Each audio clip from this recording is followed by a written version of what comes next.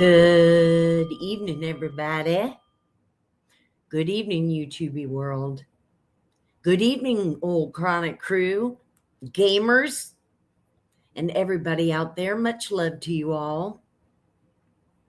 Love to you, Jersey and RC. Much love to y'all.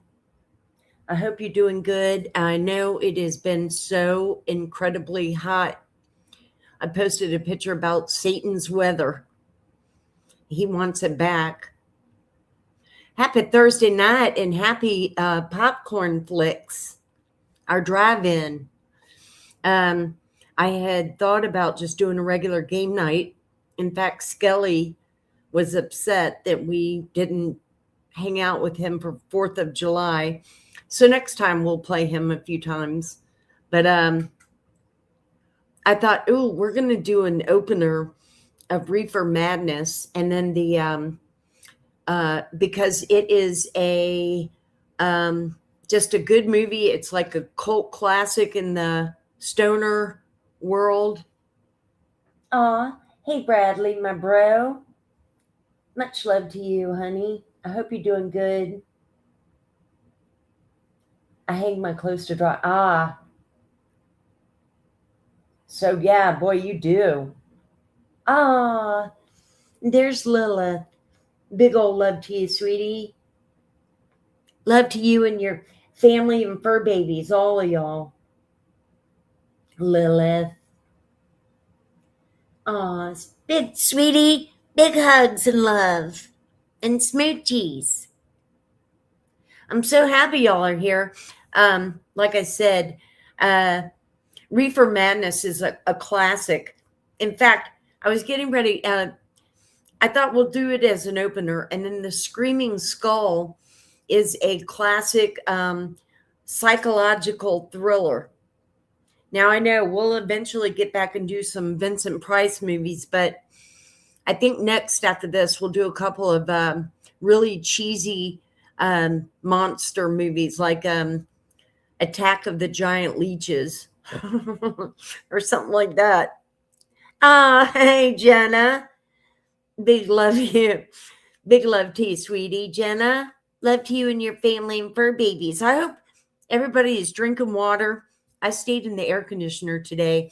It said we were like around 101, but felt like 111. And several times today, I put out ice cubes for the dishes I have of water for the squirrels and birds.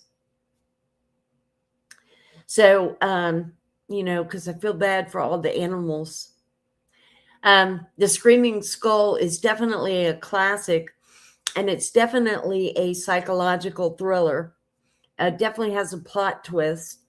So I didn't say all in the description of the movies. And these are like, an hour and a half. I wanted to say tonight's strain is brought to us by Dulce de Uva. And I actually looked it up. I'm like, Dulce, that sounds Spanish. Well, it sure is. I love the name of the different strains. Day of the Triffids, dang, right? It was something about the shrew. It's 61? Holy shiticus. Wow. Now, you guys also, I'm not going to be showing the chat on StreamYard. When I do, I think it's distracting, and it would be like that if we were doing games, so I don't do it. I wanted to show y'all real quick because I always show y'all the strains. Well, I started thinking too about Reefer Madness, and all through the years, I get asked now and again about, why was pot, which I even asked, why was pot always lumped in with drugs, like hardcore?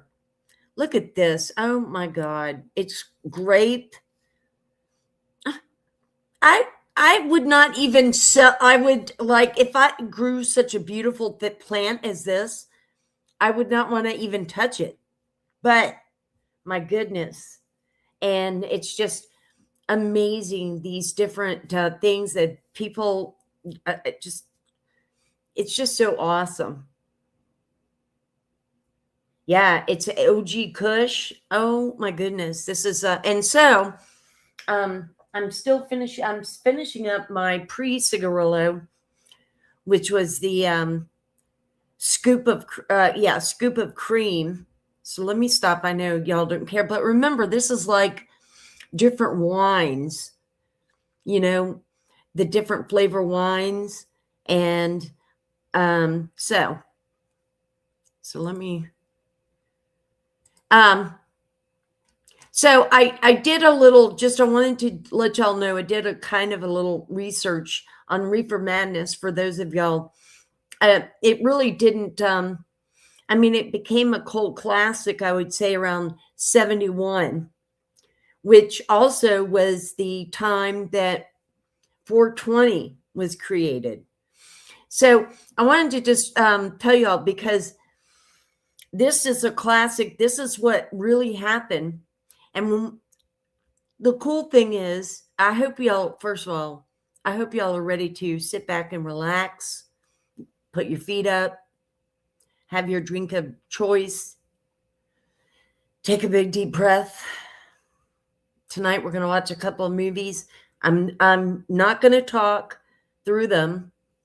It'll be hard because I do have things to say about like just how everything was portrayed. But this is what the government like really wanted to emphasize. This movie was made in 1936, and there was no war on drugs. This was, in fact, I was thinking about it today, so I'll have you know, I did a little research. I was thinking, well, when was Prohibition? Which was stupid, but that was like between 1920 and 1933. And, of course, that failed. And the people with probation were kind of, I guess, our time's right wing, just kind of out there, and just thought that nobody should drink any liquor, right? So around 1936, they were just creating like the Federal Bureau of Narcotics, drugs. So they were clumping in everything, now that Prohibition was over with, there's alcohol. And then, they were seeing, you're just not going to be able to not keep drugs. So they just kind of clumped and wanted to scare everybody and had it all clumped together. Clumped in meaning like cocaine and LSD and heroin and all of these things. And what I was saying before was, in these old movies and stuff, I always like to look at the background, like the cars, the wardrobes, the clothes, just, how things were, how decorating in the room, whatever's going on. You know what I mean? We should watch that sometime. Well, we are. Tonight, we are going to watch Reefer Madness because I want y'all to see it. And if you've never seen it, or maybe it's been a long time since you've seen it, but we're going to watch it. I'm not going to say anything. What it says here is, when the propaganda film Reefer Madness was released, the government wasn't active. I asked. Originally, the Reefer Madness was titled "Tell Your Children." So again, they portray, smoking pot to suicide and going crazy and murder, and just makes you so psychotic, and just, that's what makes it so funny, because it's just so over dramatic acting and just everything that the government was saying back then, which I guess through the centuries and certainly now we're being fed a bunch of bull from our government. So, you know, years later, same shit, different year. When Nixon came into presidency in 70, he put together a controlled substance act and that started the war on drugs. And then I was thinking about, one of the things through the years I've gotten asked was, how is 420? How did it start? Or, what does it mean? And then, of course, people say, oh, that's Hitler's birthday. And things get all muddled together and all of this. So I wanted to confirm to y'all, because I had always heard, oh, hey, Ramen. Oh, big healing love to you, sweetie. And always big love to Lolo, healing love. And everybody out there, just healing love to y'all. To my sister, always thank you and love. Funny how the war on drugs just goes on and on, right? But you've never heard about people that are just high on pot. This is a medicinal plant. It's natural. And the things that they've been able to do and how it helps. It also can be used as, like hemp, like thread, a sturdy thread. So I wanted to let y'all know, so what 420, and basically just sum it up, but I'll read it to you really quick. But there was a bunch of high school kids, and it was like 71, and they had always heard about, there was like an abandoned weed crop, like in a field, a crop, right? And so they wanted to go out and try to find it. And it was like 5 guys or whatever. And so they were going to meet, and it was near the school.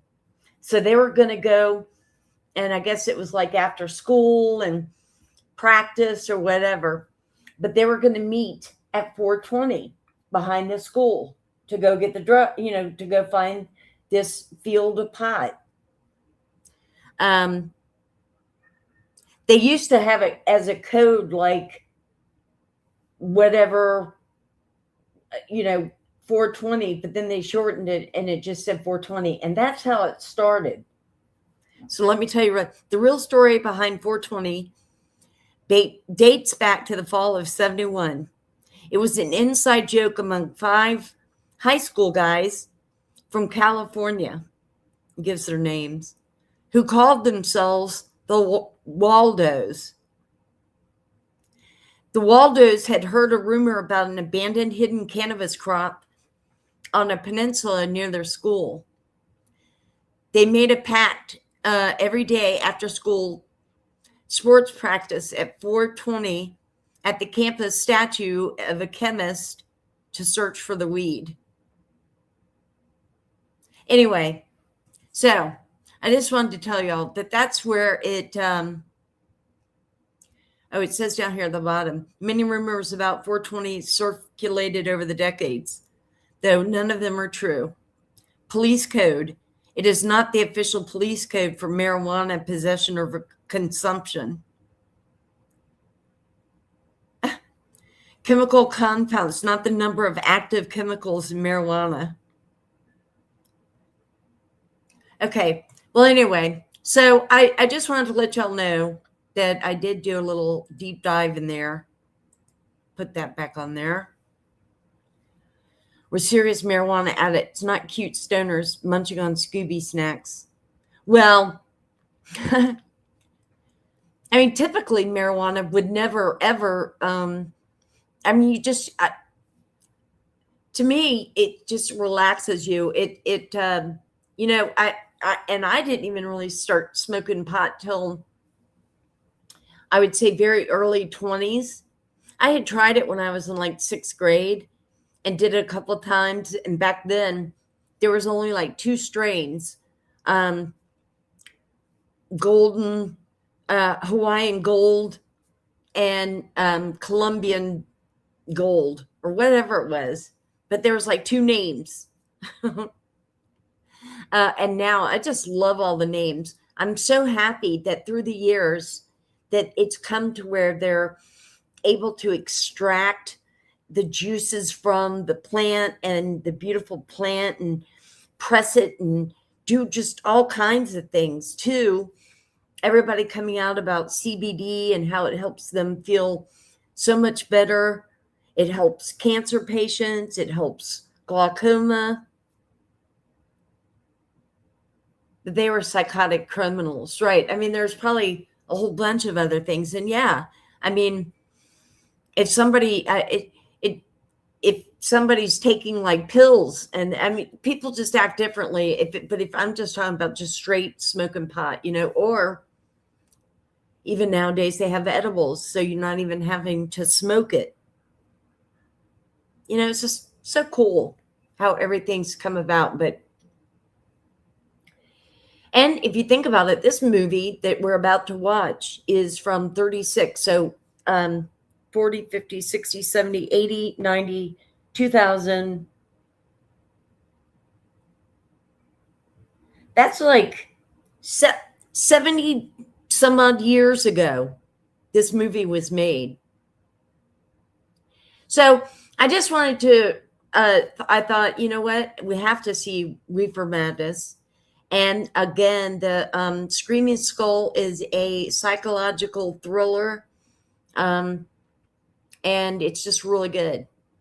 So I hope y'all are ready. Yes, we're doing 2 movies, and they're not that long. So, so sit back, get your accoutrements ready. Y'all let me know. It's 90 years old. Who believes that? Yeah, this is the age again. Look at the background. Look at the cars. Look at the way their clothes. It's so funny. I mean, it is irritating to see these people. Cootie mints. Yeah, cootie mints. Hey-o. Um, yeah, I mean, prepare yourself. Just know we're going to be watching some really cheesy, and I mean, that's what makes it fun. Uh, in fact, at Christmas time, we'll be watching Santa Claus and the Martians. Oh yeah, that's a classic. But like I said, Attack of the Leeches. I think we might show that one next. That's a classic, cheesy, like the monster outfit is just so funny. It's so good, Aw, you just got some sketty.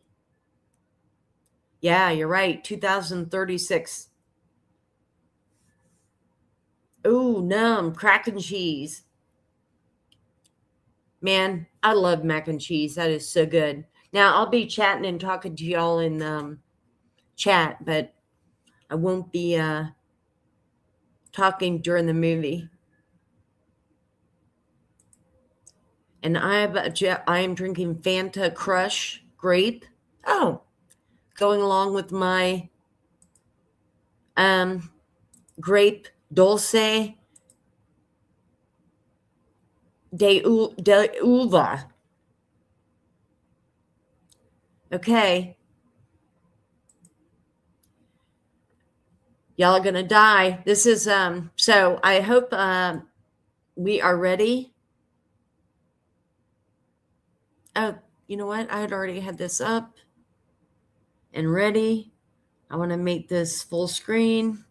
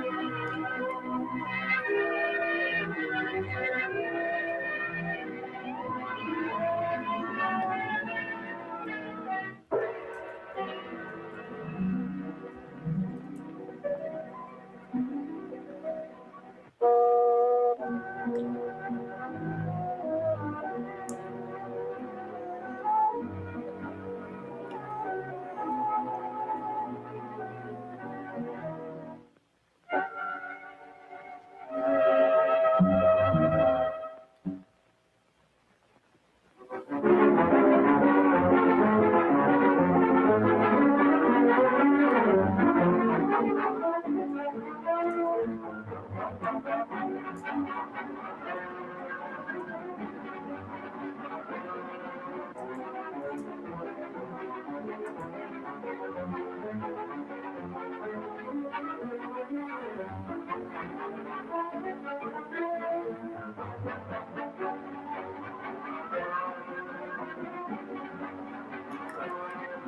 be stopped. You and all other school parent groups about the country, and you must stand united on this and stamp out this frightful assassin of our youth. You can do it by bringing about compulsory education on the subject of narcotics in general, but dread marijuana in particular. That is the purpose of this meeting, ladies and gentlemen, to lay the foundation for a nationwide campaign by you to demand by law such compulsory education. Because it is only through enlightenment that this scourge can be wiped out. Out of the traffic in these drugs, a lawlessness that we can scarcely estimate has grown and is now flourishing. It exists in almost every city and hamlet in the country. It might be interesting and important for you to know some of the methods used in bringing these drugs into the country, and the work of the forces of law and order, which are daily combating the traffic, always at the risk of life by their agents. This ceaseless fight against the drug traffic is directed by the Department of Narcotics, Washington.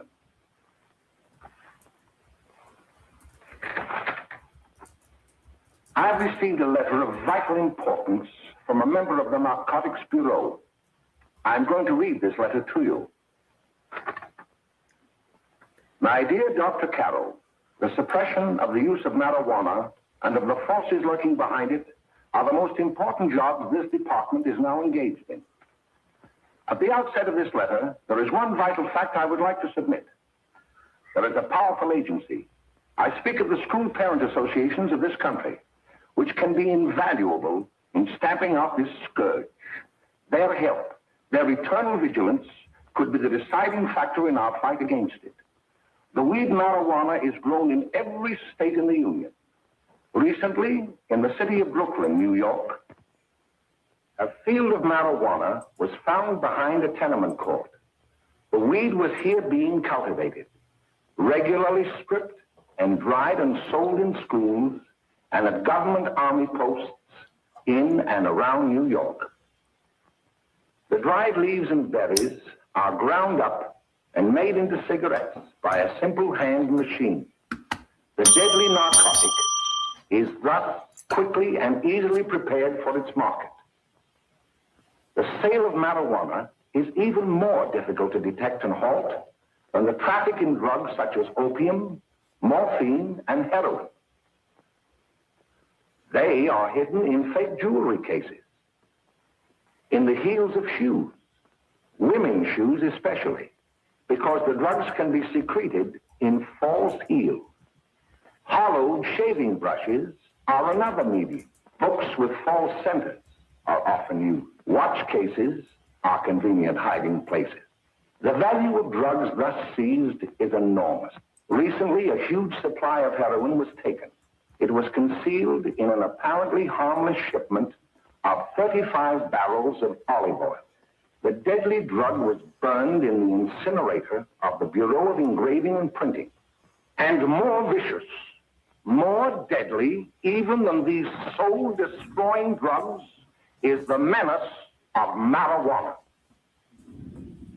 No doubt many of you do not believe that these things do happen, that they cannot happen to you.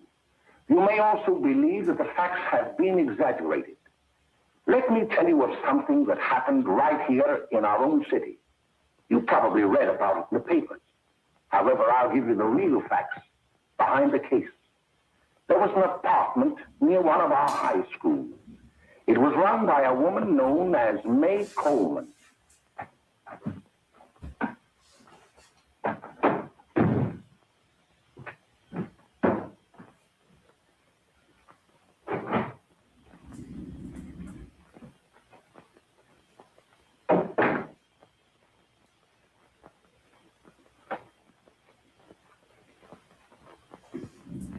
Hey, come on, May, get up. What time is it? Time to get up and give this place a going over. Looks like the Marines had landed. Oh, that bunch last night was high enough to take over the Marines and the Navy. You better get on the job. Some of the kids may be up this afternoon. Oh, Jack, we can get along without dragging those young kids up here. Oh, why don't you button up your lip? You're always squawking about something. You got more static than the radio.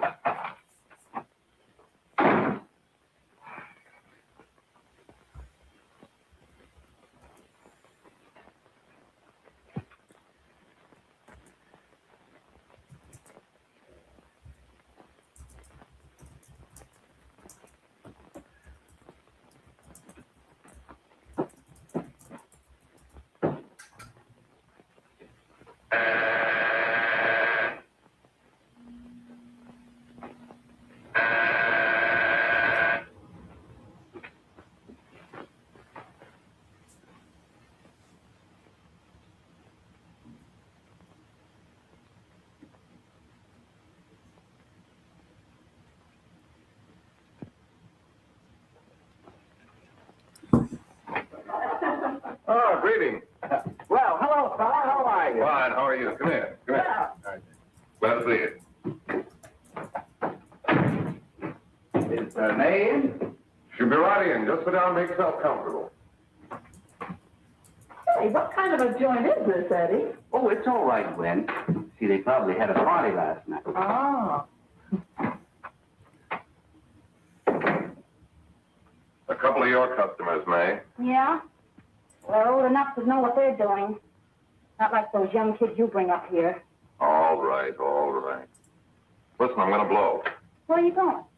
I got to make some deliveries, and I'll probably drop by Joe's place and bring back a couple of the kids. Oh, I wish you'd lay off those kids. Oh, why don't you get over that mother complex?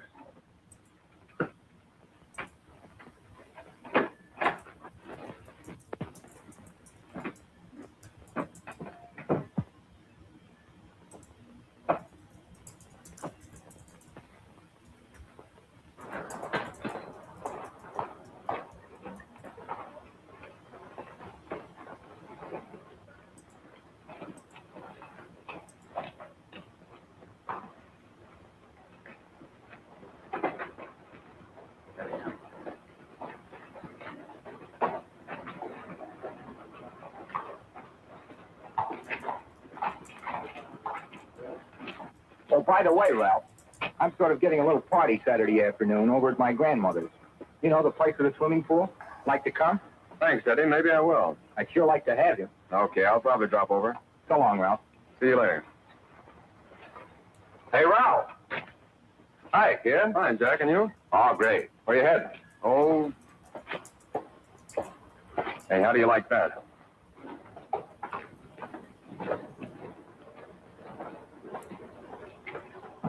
That's the one I was telling you about.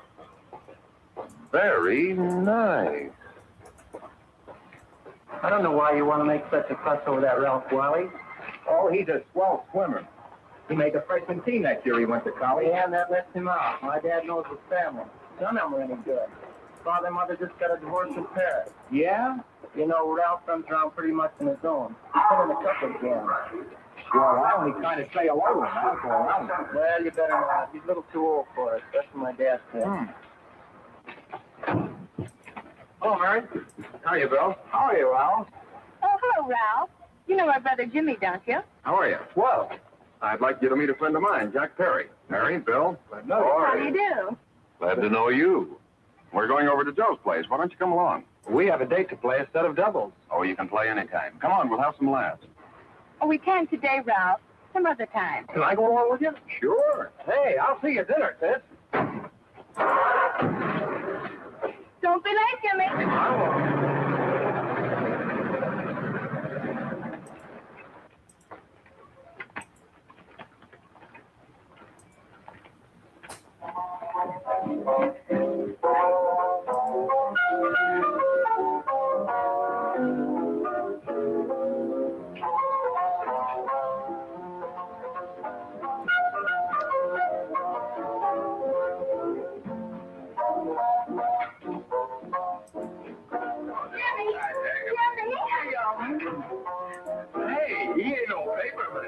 Don't you know him? That hot finger Tony. Well, he really sweetened out awful. What's it, shy? You want to do this? Sure.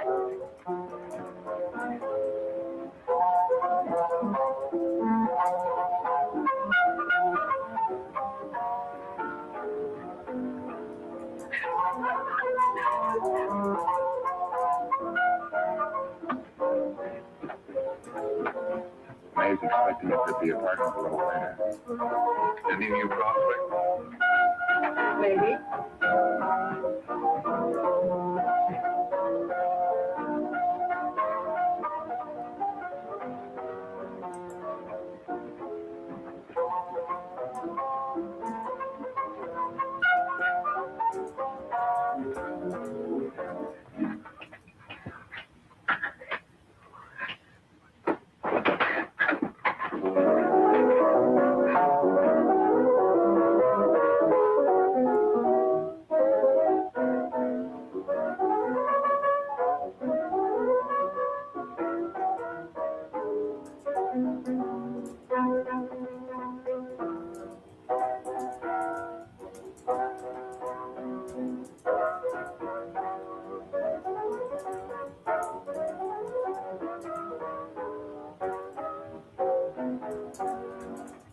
Oh, Jimmy, you're wonderful. You just finding that out?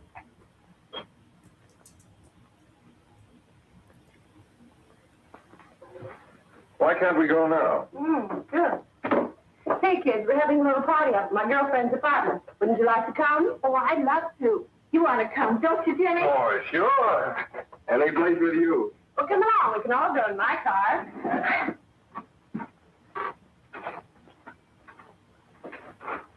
See you later, Joe. Down.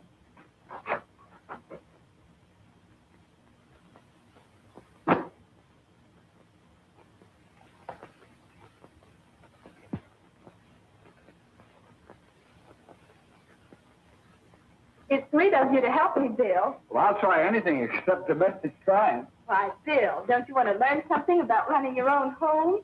The answer is no. You know, after that session we had yesterday, I went home and told Mother that the trouble with her pot roast gravy was she hadn't added 3 heaping teaspoonfuls of olive oil. What did she say? She didn't say anything. She just threw me out of the kitchen. Well, I don't wonder. Hello, children. Hello, Mother. Hello, Mrs. Lane. That was sweet of you, Mother. Gosh, hot chocolate. Thanks, Mrs. Lane. I know you can't study on empty stomachs.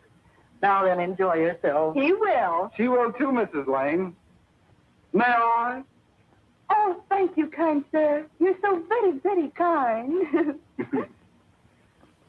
Mary, before we do that math, how about reading some of this? It's swell. Romeo and Juliet.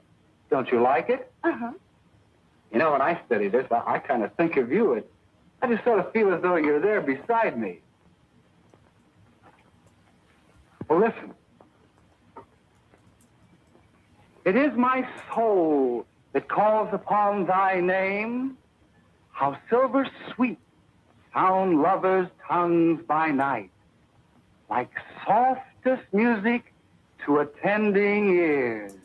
Romeo, My dear, what o'clock tomorrow shall I send to thee? by the hour of 9. I will not fail. 'Tis 20 years till then.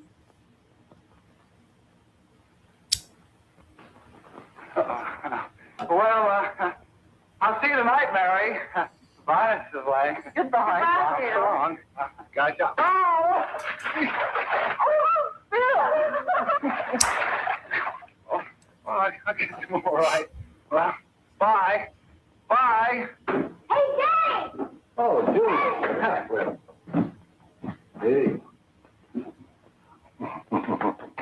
Hey, Dad, you got anything for me? Well, there should be. Don't bother your father every night. Have you? There you are. What made you so late, Bill? I was getting worried. Well, I had to study, Ma. He was not. I saw him out walking with his girl. Bill's got a girl. Got a girl. Ma, make him cut it out. Junior. Well, Bill has got a girl. Quiet. And put that candy away till after dinner. Henry, you shouldn't have given it to him. Well, he has got a girlfriend and her name is Mary. Yeah, I'll shut you up.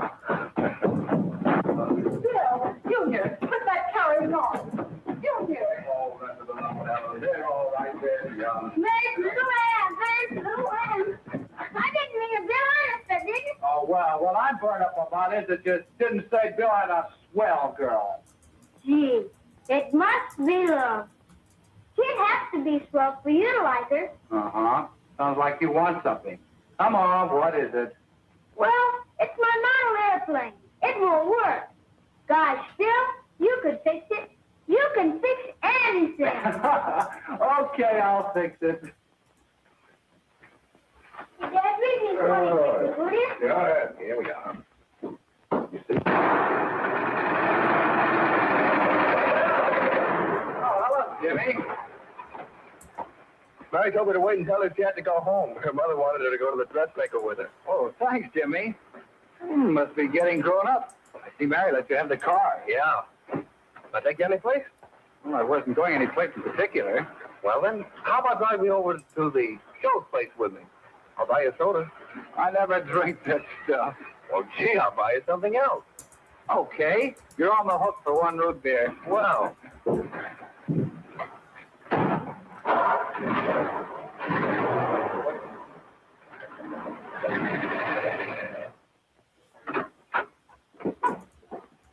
Hi, Bill. Hi, Jimmy. Oh, hey, Jimmy. Hello, Jimmy. Hello, Bill. Come on, slide in. Hello, Blanche. Hello, Ralph. How are you? Hello, Ralph. How have you been, Ralph? Hello, Bill. 2 sodas. No, I mean 1 soda and 1 root beer. How's Meg? Oh, she's fine. We're going up to her apartment a little later. Couldn't Bill come along? Well, Bill, come along. Bill, you'll get a kick out of it. Thanks, just the same. Oh, come on, Bill. Mary won't be jealous. Why, sure. None of the kids will be there. It's teens. Oh, I don't know. I really shouldn't have. Well, okay.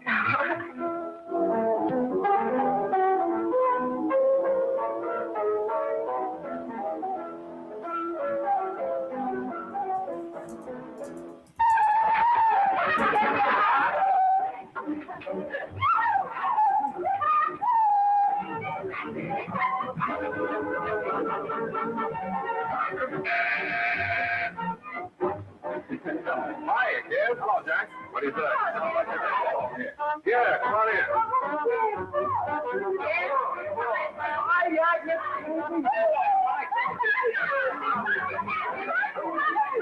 Come on, Bill. Don't stand there.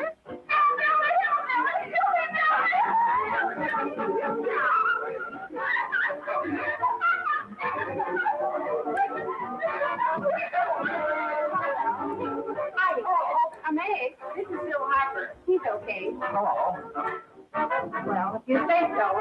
It's all right with me. I'll be back in a minute. Hi, kids. How you doing?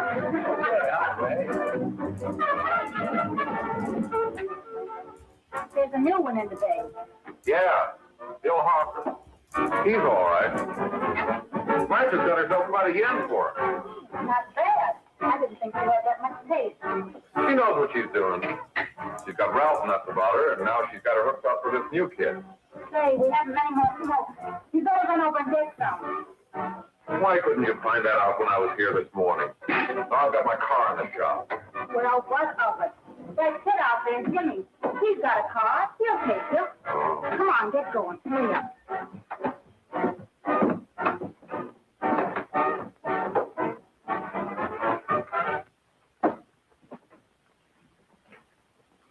Hey, Jimmy. Yeah? I've got to run over to Cedar Avenue for a minute.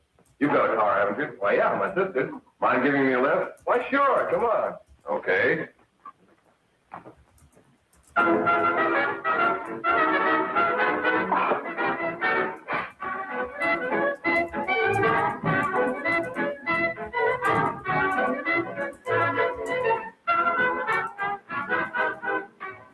No, thank you. Well, here we are. Oh, thanks. Oh, May, don't forget to... I never forget you. Oh, dear. If you want a good smoke, try one of these. I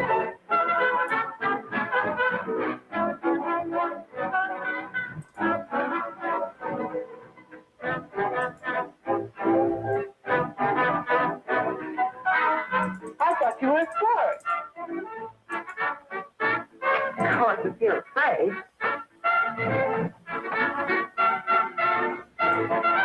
That's better. That's more like it.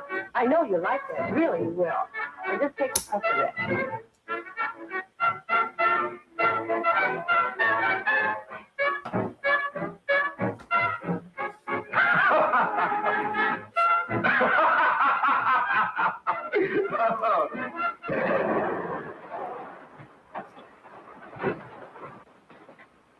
Just be a minute, kid. Hey, Jack, give me a cigarette before you go, will you?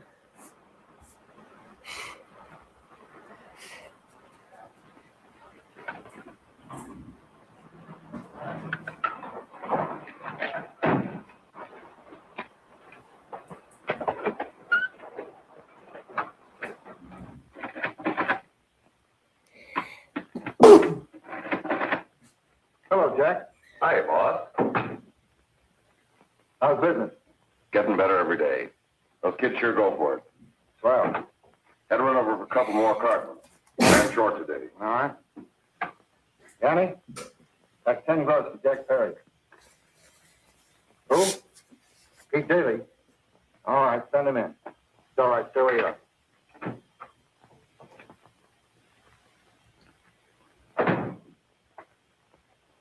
I want to talk to you. All right, go ahead. Jack's okay. What's the beef? Listen, you never heard no beef when I had to sell that rotten gin. You're after the dough, aren't you? Yeah, but I don't need dough that bad. Taking two-bit pieces from kids. There are millions of two-bit pieces just begging to be taken. Don't be a dope. I'm just dope enough to draw the line selling hop to kids. All right, Pete. You know what my policy has always been. The boys are not satisfied. I'm always glad to have them retire. Retire permanently. So long.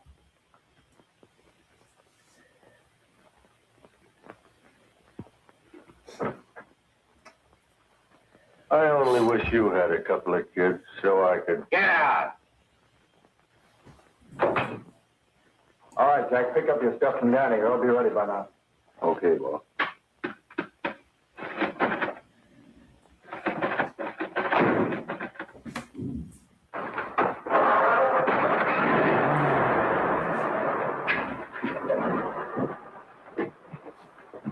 Let's go, Jack. I'm red hot. Better be careful how you drive it. The first thing you know, you'll be ice cold.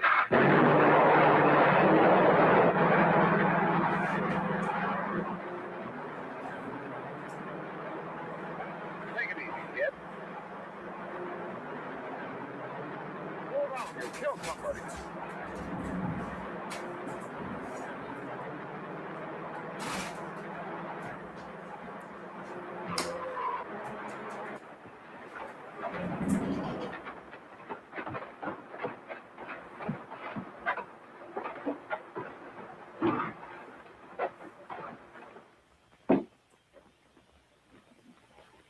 Mary, you're not eating your breakfast again.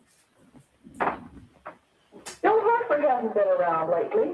Anything wrong between you two? Why should there be anything wrong? There shouldn't be, I'm sure.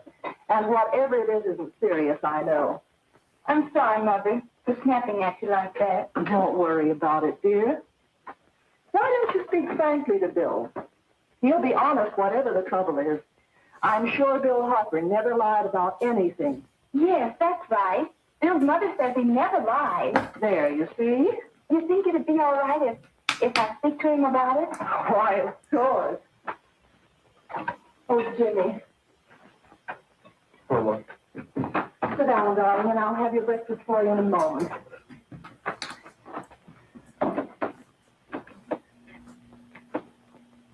Jimmy, What have I got to worry about? why don't you tell me? Oh, for Pete's sake, don't start to cross-examine me, will you? I'm all right. Jimmy, don't let Mother see you like that.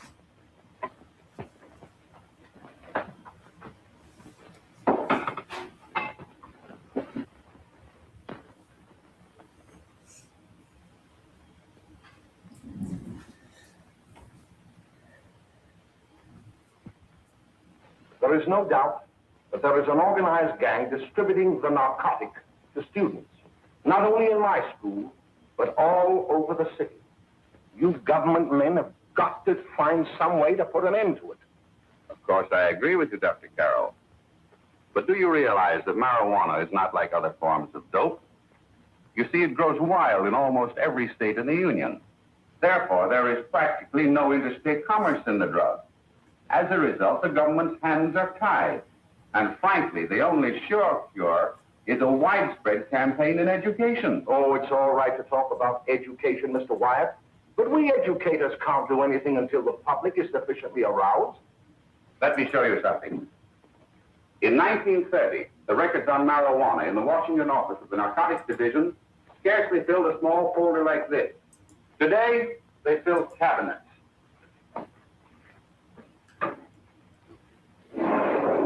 All these devoted to marijuana records. Here is an example. A 16-year-old lad apprehended in the act of staging a holdup. 16 years old and a marijuana addict. Here is a most tragic case. Yes, I remember. Just a young boy. Under the influence of the drug, he killed his entire family with an axe. Then there is the most vicious type of case. Here, in Michigan, a young girl, 17 years old, a reefer smoker, taken in a raid in the company with 5 young men. Here is a particularly flagrant case. Yes, I remember. The newspapers made quite a play of it.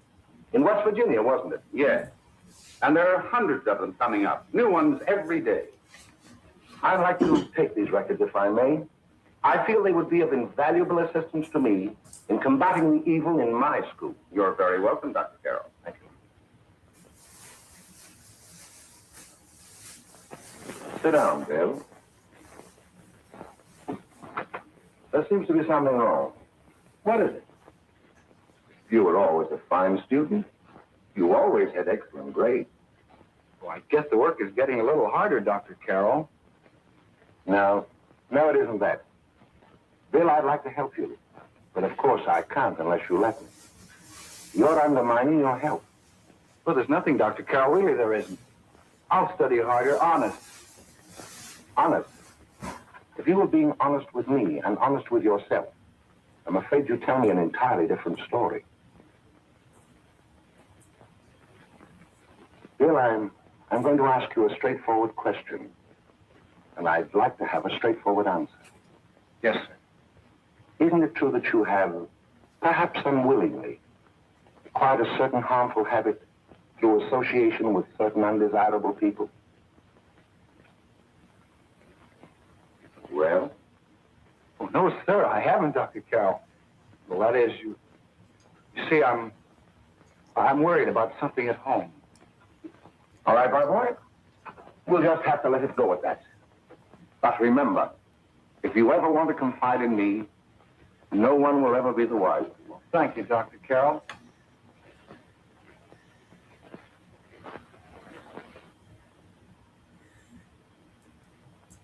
Hello, Mary. You want to play a track? Thanks, Teddy, but I'm waiting for someone. Well, if you're waiting for Bill, he hasn't been here for weeks.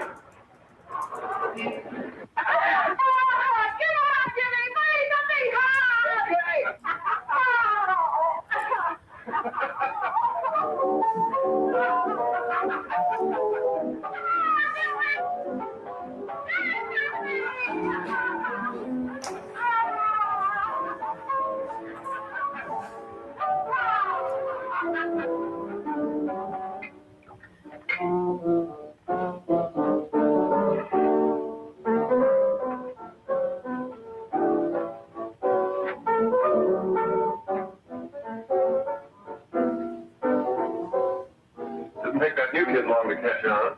Don't take any of them long.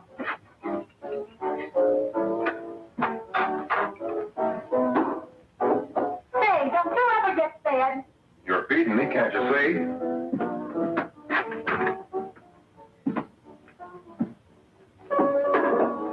Give me that with a fork, will you? Get it yourself.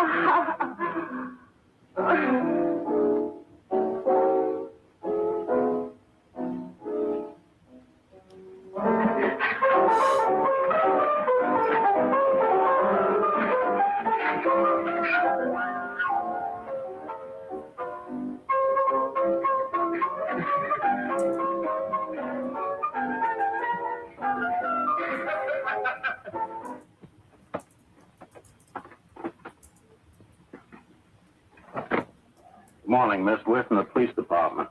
Good morning.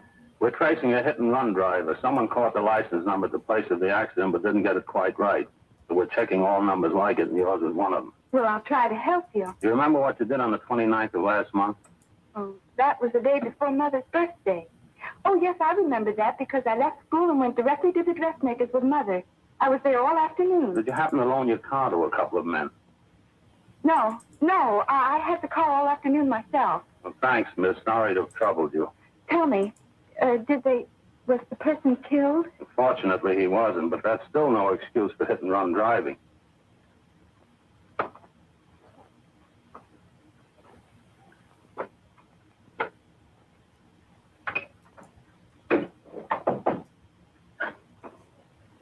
Has Jimmy Lane been here today? He was in. He went over to May's place. You know where that is. Well, he was going to wait for me here, so he didn't give me May's address. Are you sure Jimmy didn't leave any message for me? Mary? No, he didn't. But I guess you're okay. I'll write it down for you.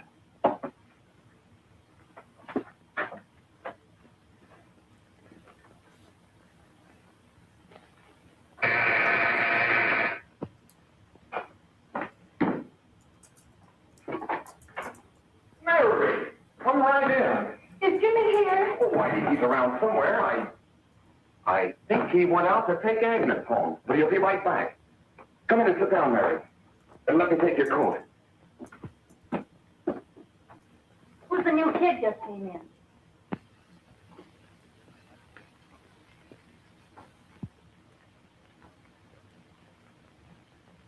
Oh, it's that gal that Ralph's gone overboard for. It's funny, we've never been able to get her up here before.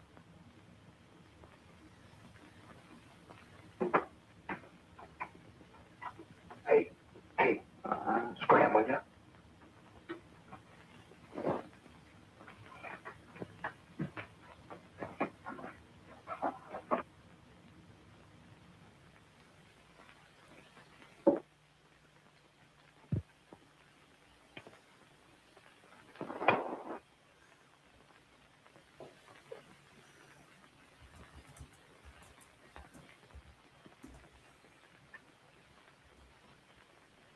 Smoke, Mary? Thanks. Are you sure Jimmy will be back soon? Sure, any minute.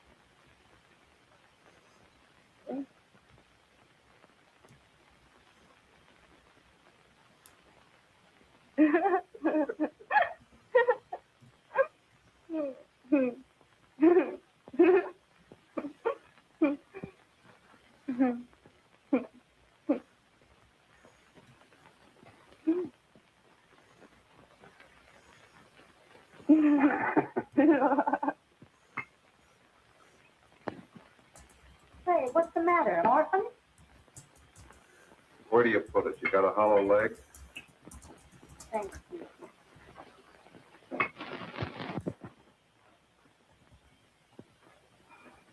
How do you feel, Mary? Oh, Mary, give me a kiss, Mary. Oh, Mary.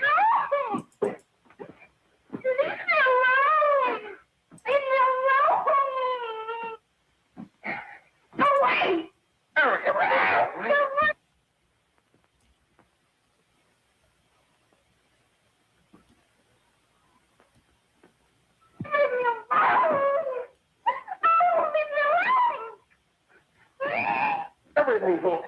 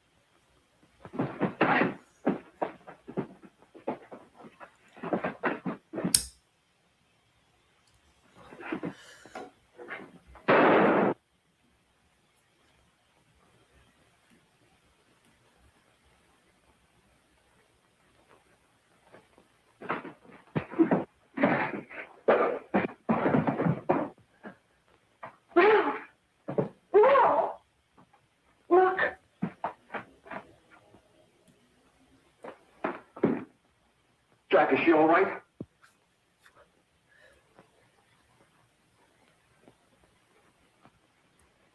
She's dead. May, get me some water. Now listen, you two. Why don't you get out of here? Get out of here and forget you're ever in here today. I'll handle this. I'll get going.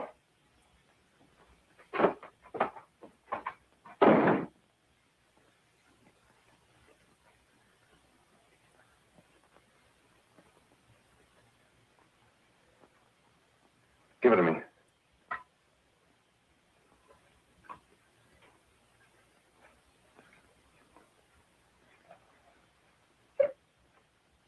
Here.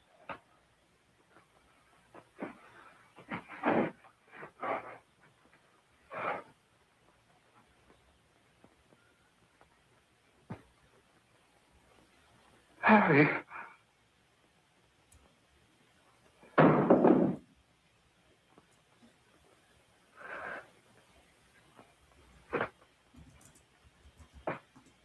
Mary. Mary. What happened? You killed her.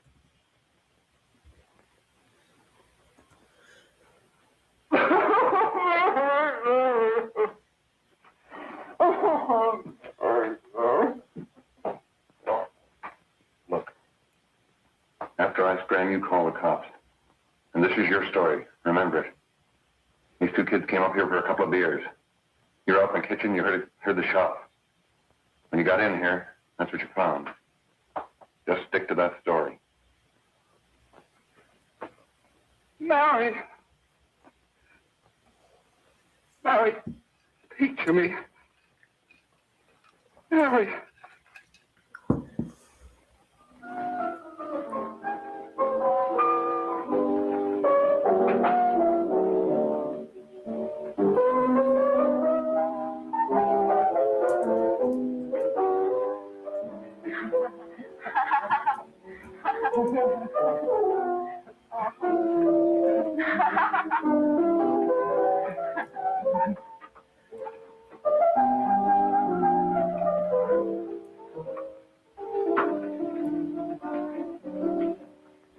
Oh, Jack. I was just talking to a friend of mine. A cop. Sergeant on the homicide squad. Guy you hit that day died. Died? You didn't... No. I didn't crack. I'm not going to. Nobody will ever know you were driving that car. Thanks, Jack. Just as long as you keep your mouth shut that you were ever up in May's apartment. Why, sure, Jack, sure. Okay.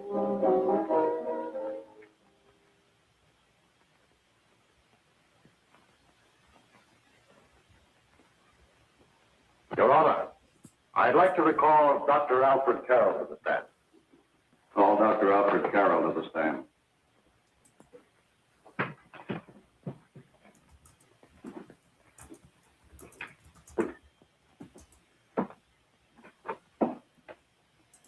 Dr. Carroll, as principal of the Lakeside High School, did you, during the last 3 months, notice any changes in the demeanor and attitude of your student, William Hopper? Yes, in a number of things. For example, at times disassociation of ideas. In another instance, I happened to attend the recent interscholastic tennis matches. And while Bill Hopper had been considered an exceedingly good player, I saw him miss the ball by as much as 3 or 4 feet. This, I understand, could be attributed to the use of marijuana. It causes errors in time, space. Objection, Your Honor. The witness isn't qualified to express opinions upon the effect of narcotics. Sustained. Dr. Carroll has been called merely as a character witness. Well, then, although you didn't know to your own knowledge that the defendant was using marijuana, did you notice any changes that would lead you to believe, as an educator, that he was under some severe mental strain, which might possibly have been induced by some drug? Yes, I recall distinctly a few weeks ago. It was during a class of English literature. There was a serious discussion of Shakespeare's Romeo and Juliet when he suddenly burst into an uncontrollable fit of hysterical laughter. Oh, by the way, Dr. Carroll, 6 months ago, what would have been your opinion regarding the character of my client? He was a fine, upstanding American boy, a good scholar, a good athlete, and representative of the caliber of young men we are proud to graduate from our school.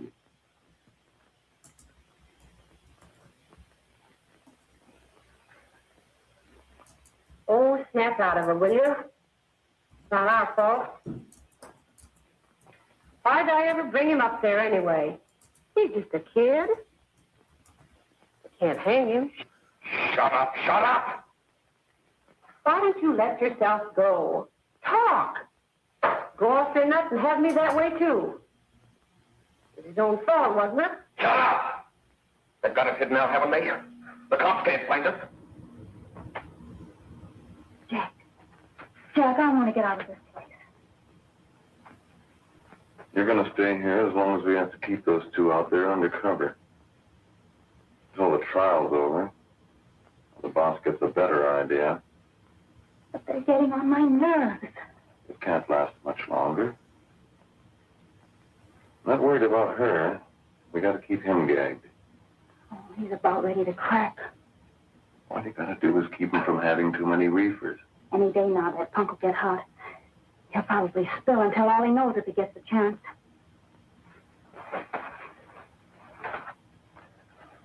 I don't think he'll get it. I'll see you later. Where are you going? I'm going to see the boss.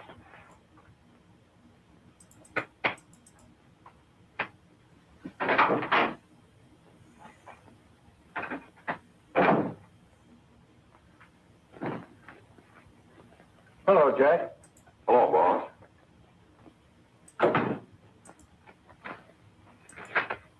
What are we going to do about that Wiley guy? Still jittery, huh? I don't know what the punk's going to do. Keep feeding him those hot sticks. That's what May's been doing. That's no good.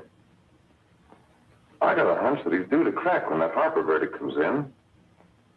He's on the tee. He's liable to take a powder on us and blow his topper to the DA. You mean you think we'd all be better off if he never heard the verdict? Well, what are you waiting for?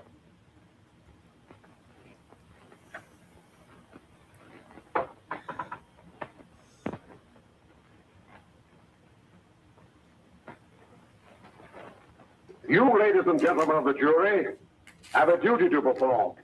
A duty to yourselves and to our community. Mary Lane is dead. The evidence you've heard at this trial could not have failed to convince you of the guilt of the defendant. By his own admission, he pressed the trigger of the weapon that sent lovely and innocent Mary Lane to a tragic and untimely death. We are not so much concerned about the motives behind the deed as to the deed itself. While the defendant has told you that he saw someone attacking Mary Lane, and that his mind went blank from that moment on, the defense has been unable to produce one witness to substantiate that statement. Now, ladies and gentlemen of the jury, you've heard able men testify at this trial, men who have tried to bring out the fact that the defendant might have become momentarily insane when he fired the shot that killed Mary Lane. But the defense has been unable to prove that he was insane. William Harper was sane when he visited the apartment where the tragedy occurred. He was in the habit of visiting the place. He was sane when he went into a bedroom with another young woman. You've all heard what went on in that room. You heard it from the defendant's own lips. Involved as he was in a tawdry love affair, Mary Lane was in the way. She had found him out. In a moment of anger, he deliberately and willfully killed her. If such deeds are permitted to go unpunished, this community would cease to be a decent and safe place for us or our children to live. I do not believe I have to plead or even demand that you bring in a verdict to punish the defendant for the crime that he has committed against society. You are upright citizens. That is why you were chosen to judge another. And as honest, upright citizens, there is only one verdict which you can find, and that is a verdict of guilty. And this court will be adjourned until the jury's verdict is reached.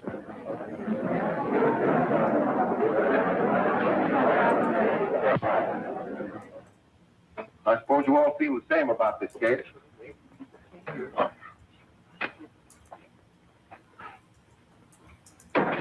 But he might have been insane when he did it. No, he wasn't. He knew what he was doing.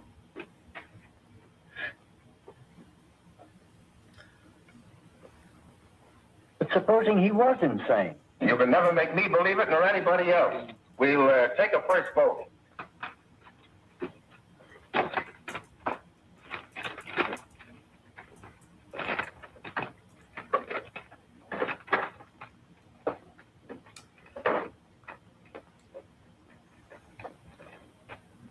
For conviction, 1 for acquittal.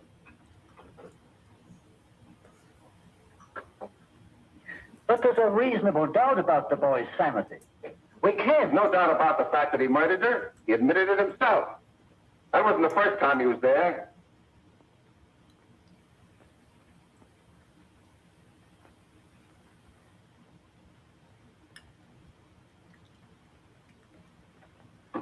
We gotta make an example before boys like that contaminate all of our children. We can't have every murderer hiding behind the gag that he's insane. Sure, they see red before they kill somebody. But whose fault is it?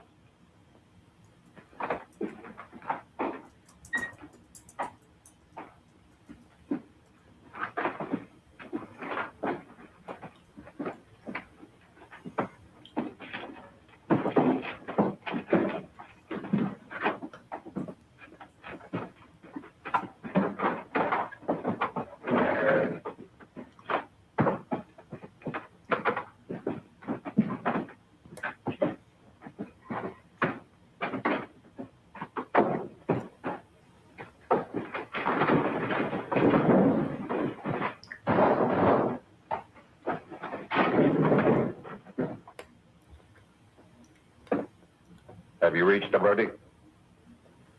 We have. The defendant will rise. What is your verdict? We find the defendant guilty, discharged.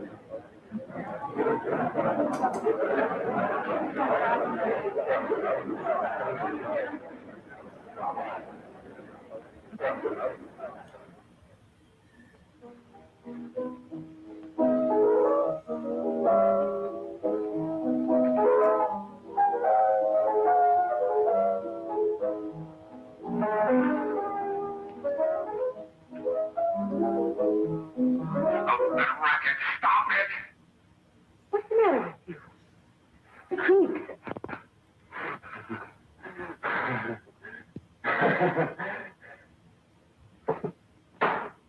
Hey. Hey! What do you want? Bring me some reefers.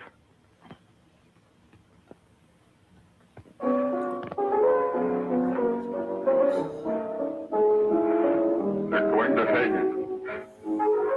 Blanche, they're going to hang you. Oh, come on. Get a hold of yourself. Here you are. Now, quit that crazy laughing. Where's Jack? I want to get out of here. They'll pick you up and hang you if you don't pipe down. I want to see Jack. Jack. I want to see Jack. Jack. You better quiet him. I can't do anything with him.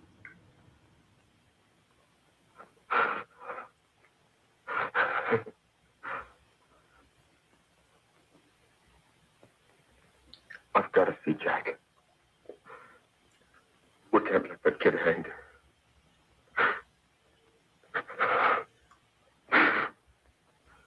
He'll be here. Don't worry. He'll be here in a little while. I've got to see him. You've got to see him.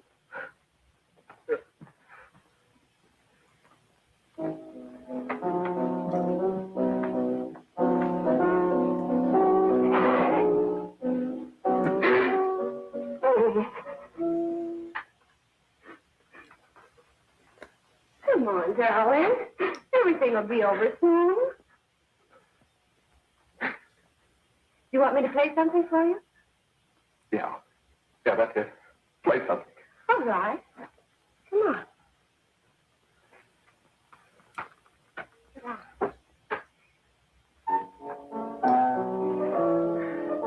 Honey, give me a smoke, will you?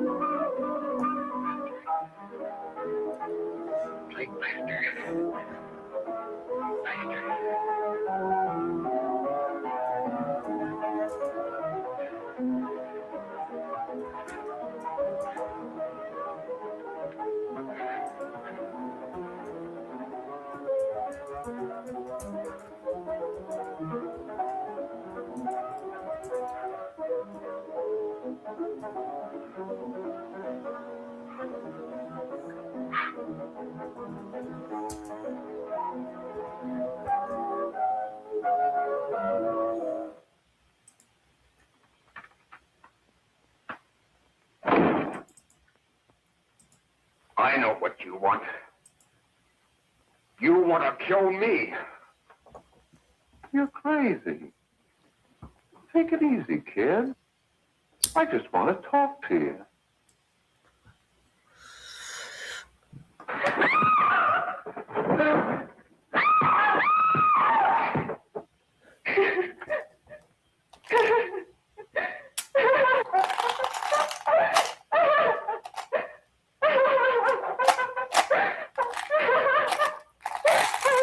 There's a terrible fight going on. Yes, yes. Apartment 32.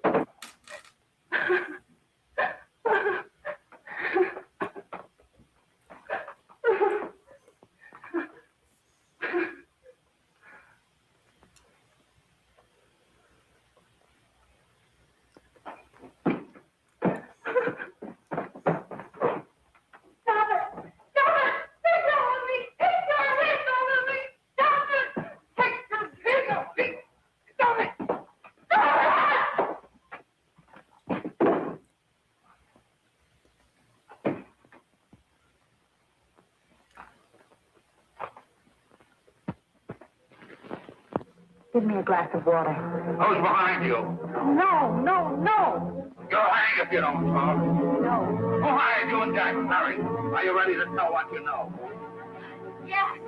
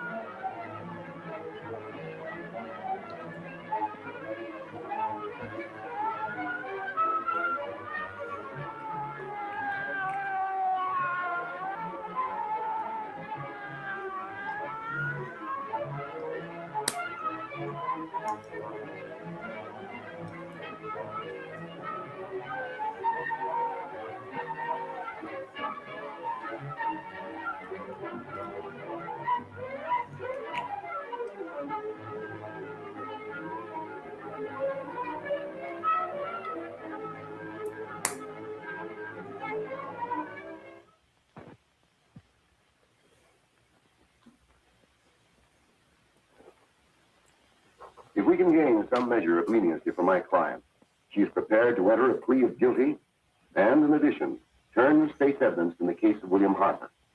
I regret that this court is not prepared to bargain with justice. I'll tell anyway. I was there. I saw it. I know who killed Mary. And I'll tell you who killed Mary Lane. It wasn't Bill.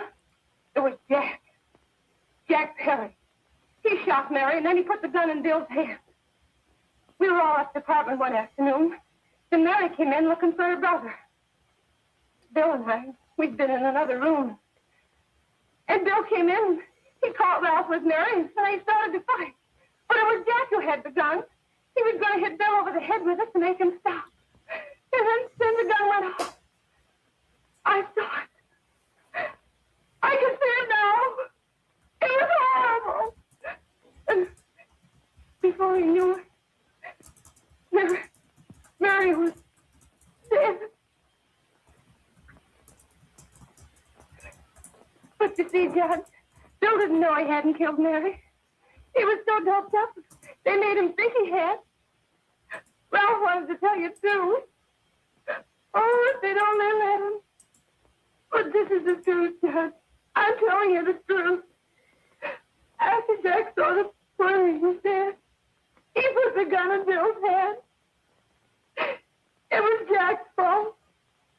And it was my fault, too. I got all of them to come up to the apartment. I'm just as much to blame. I am. I am.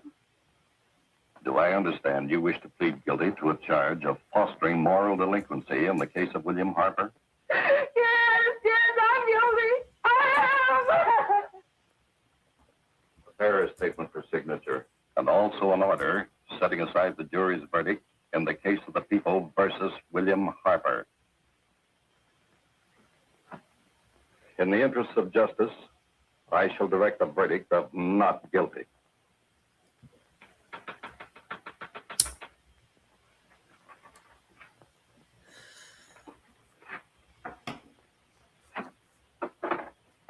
Sign here, please.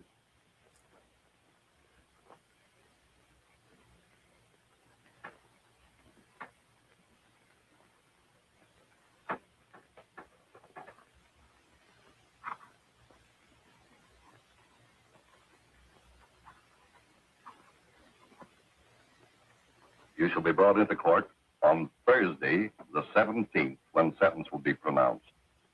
Meanwhile, you will be held as a material witness in the case of the people versus Ralph Wiley.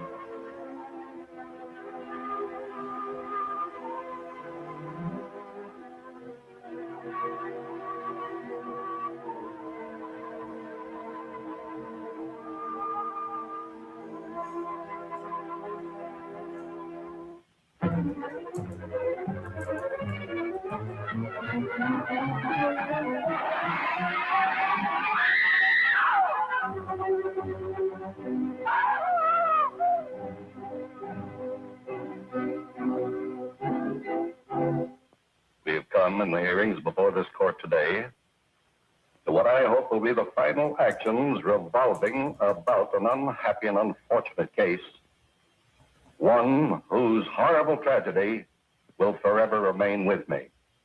I am happy to have been enabled, before it was too late, to order the verdict of the jury in the case of the people versus William Harper to be set aside. But, young man, although this court is convinced that to declare you guilty would have been a gross miscarriage of justice, we cannot condone your acts. And we can express only the hope that your experiences may not alone keep you, but thousands of others from the vicious pitfalls of marijuana. Thus, I am ordering you to remain in this court during the next case, so that you will be obliged to witness what you yourself so narrowly escaped. Call the case of the people versus Ralph Wiley.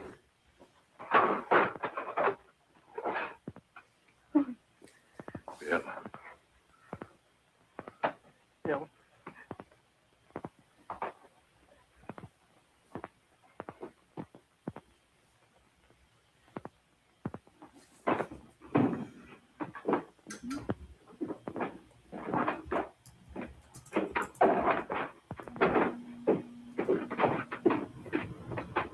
Your Honor, in this case, the state waives trial of the defendant, Ralph Wiley. It is convinced that he is hopelessly and incurably insane, a condition caused by the drug marijuana to which he was addicted. It is recommended, Your Honor, that the defendant be placed in an institution for the criminally insane for the rest of his natural life. Defendant counsel joins the state in this request. Since counsel for the defense, as well as counsel for the state, seem to agree on this, I see no reason why the request should not be granted. Yes, that happened right here, to your neighbors. It is not too much to say that in your hands lies the possibility of averting other tragedies like it. We must work untiringly so that our children are obliged to learn the truth, because it is only through knowledge that we can safely protect them. Failing this, the next tragedy may be that of your daughter, or your son, or yours, or yours, or yours.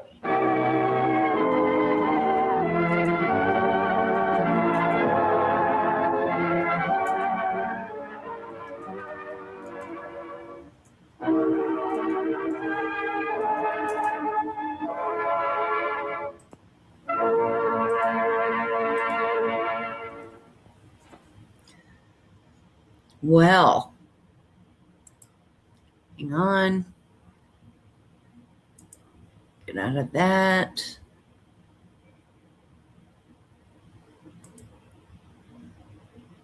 Okay. So as you can see, oh, and it's so good to see you, Ocean. Love to you and your family and fur babies. Diesel. I know. I hope you've all learned something. By the way, talking about the heat, did y'all see that couple that went to the very top of the Empire State Building, like the needle, like the antenna above it, in this monstrous heat? And, you know, I mean, I kind of feel sorry for them, though, in a way. They're like Russian couple. Anyway.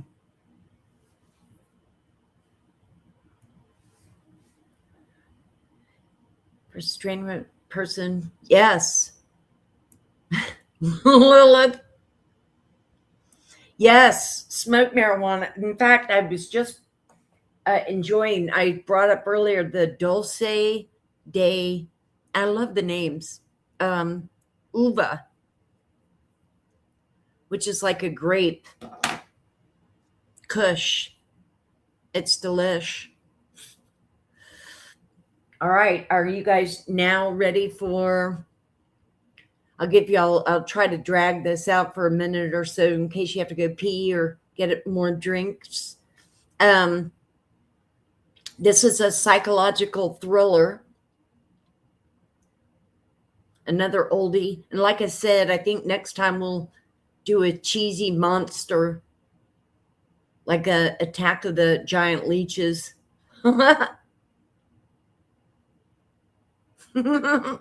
Janie. Janie. Missing your calling. Listen, I swear, I did my share of going out and drinking beer and having drinks and stuff like that, but I'd always beer always bloated me out and made me have to pee. And I didn't really like that. And then you always had like a hangover the next day or the shits from hell or, whatever, massive headache. And so once I started smoking pot, my God, I'm like, why go through all that? I enjoy this. So I have my favorite soda and I'm good to go.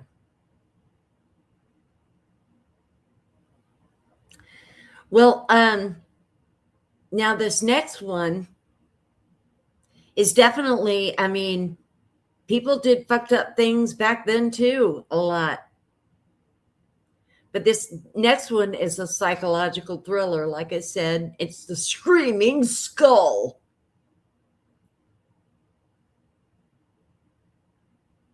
Wake Up in Tijuana.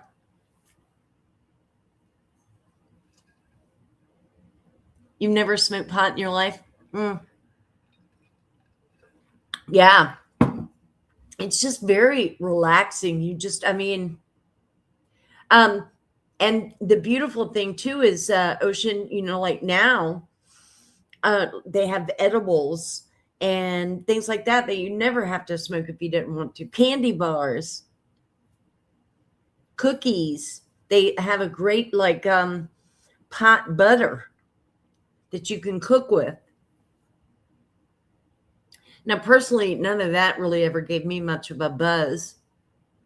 And some people like the CBD to help with their body pains. But to me, CBD never did anything for me. I have to go indica, and especially if I have pain, I want indica for sure. And it just relaxes. And a lot of times I notice if I have like a back pain or something, and I do smoke a little bit of indica, I don't really have that much of a buzz because it went into the pain to help ease it. So it's almost like, fly paper. Like, what the fuck did I buy? I love the names though. I've never heard that. Fly paper. I take the CBD gummies for pain. Exactly. And I'm so happy that they have that. I'm just so happy that they have that. And so many people, and it's ridiculous. If anybody reverses the laws, they should just legalize it. You can tax it like you do alcohol. I don't know, man. People are so... It's a plant, a healing plant. The states that legalize it, the amount of money that they bring in, if they only realized how beneficial it would be to legalize it for everyone. My God. Well, I don't know about you guys, but I am ready for... Now, this is another classic movie we're about to watch. Ocean, at the very beginning, I talked about, because Reefer Madness is an old stoners movie. It's just been around, cult classic. The propaganda, the government tried to scare, and that's how it kind of got classified with all the other drugs that are out there. My right mind the whole time.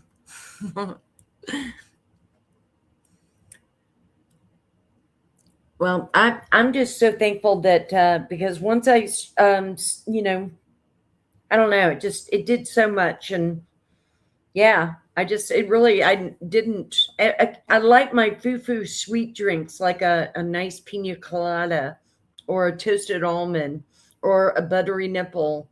But even those, I haven't had, I love like Malibu rum. I like flavored rums. And they're even good like with a 7-Up or a Sprite and like a pineapple rum. Synthetic Molly. Wow. I'd be scared about that. Anything synthetic, I would never do it. Because you have no idea. I would never do synthetic. I don't recommend that. Yes, but you have to find the strain that helps. Yeah.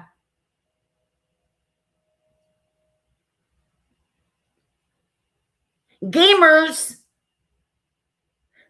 That's the best advice, Jersey to Ocean, yes. And Ocean, oh my gosh, it would just help so much with pain.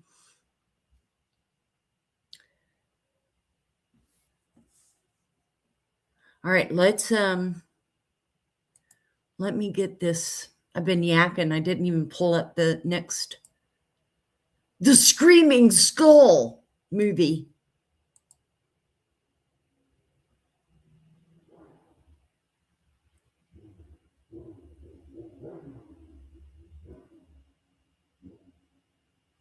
Here, I'm going to do it. I'm just going to do this. I'll bring it up this way. Full screen. You guys ready?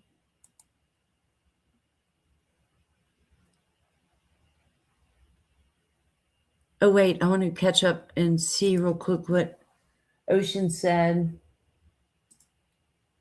I might ask you about it later.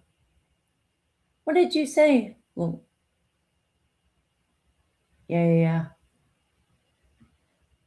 Okay. Very low dose. Aw. It helps. And like I said, if you think about it, it beats being dependent on painkillers, chemical drugs. Doctors are so willing to issue prescriptions for pain meds, knowing very well that they are addicting. And people get addicted to these pills, which leads into the hardcore drugs. You know, I mean, and all of that chemical shit going into your body.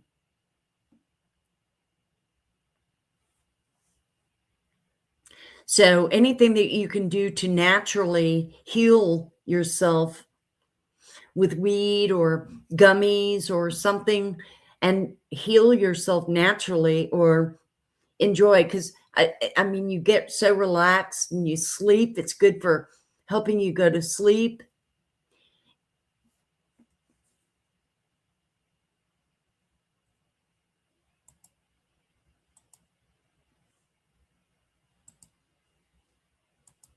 Audio share. We should be full screen. Okay, you guys.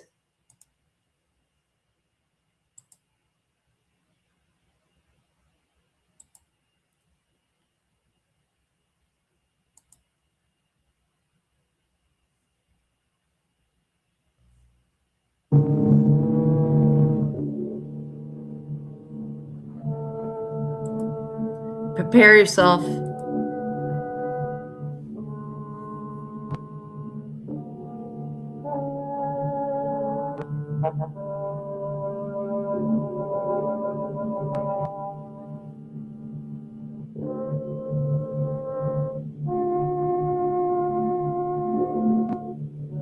The Screaming Skull is a motion picture that reaches its climax in shocking horror. Its impact is so terrifying that it may have an unforeseen effect. It may kill you. Therefore, its producers feel they must assure free burial services to anyone who dies of fright while seeing The Screaming Skull.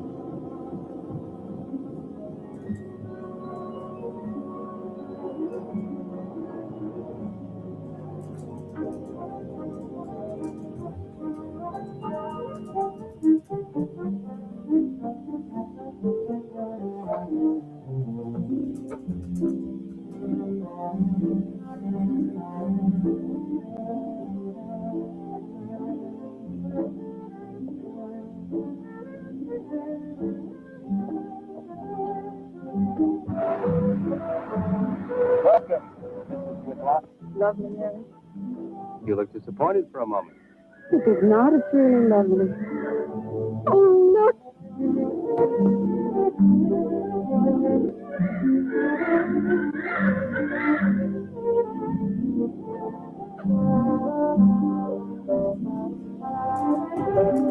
That's the den there. That's right. Is that a bedroom? Yes, it is. Gonna be ours? You'll need some fixing first. It's her room. Yes. Come on along. I'll show you the rest of the house.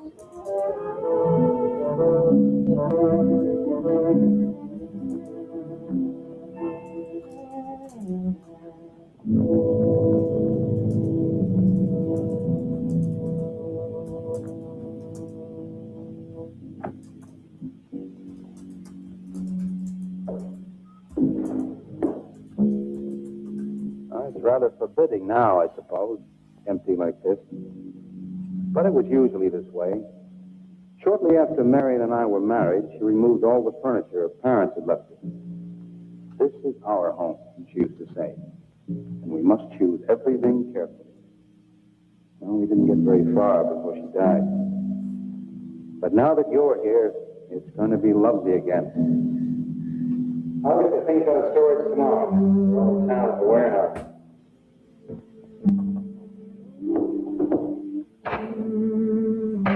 And I'll take care of that, too. You have candles? Sure. It'll be twice as romantic. Speaking of being romantic.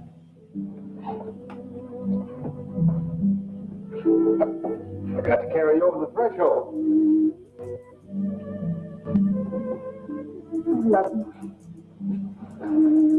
I love you. Jenny. I thought life had died out for me.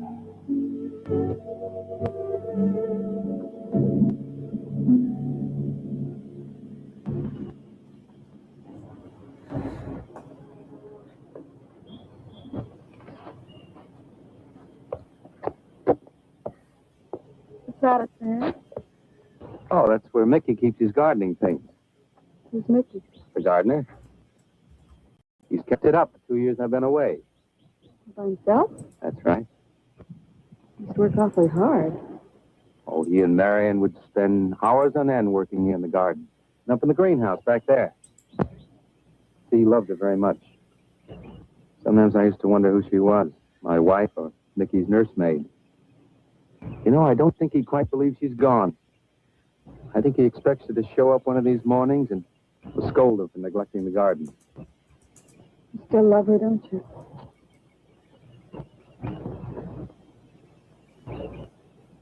No, I'm not jealous. I'm grateful to her. I think of loved ones, really loved, to learn how to love always. Learning it from her, you give again to me. I wish there was some way to thank her.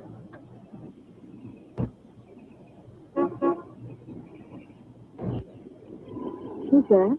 I don't know. They're driving around the back. Come on, come on. Eric, I see Eric. we stopped by to meet your new wife. Oh, Eric, this is a wonderful surprise. It's been a long time. It has. Reverend, good to see you, Eric. Jenny, this is Mrs. Snow. I'm very happy to meet you. Jenny, this is a lovely surprise. And the Reverend Mr. Snow. Hello, my dear. Oh, she's sweet, Eric. I know. I happened to be going into town. I ran into Mr. Mauer. He told me you were getting back today. And we thought we'd just drop by and bring you something for your dinner. Oh, nice. And it'll save you all the bother of shopping while you're trying to get settled. Then why don't you stay for dinner? Oh, no, not tonight. No, we wouldn't think of that. Oh, now, please say yes. I'd like for you to. It would be like old times. All right, on the condition that I do the cooking. You don't have to. You know, I know that, but I'd love to. Well, there's Mickey. Excuse me, honey.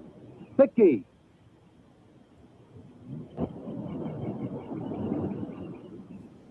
Ah, poor Mickey. He keeps this place up like a shrine. Eric told me how he loved Marion. Mickey's father was a gardener here when Marion's mother was alive. Mickey and Marion grew up together here. Jenny, this is Mickey. How do you do, Mickey? I hope we'll be good friends. Well, Mickey.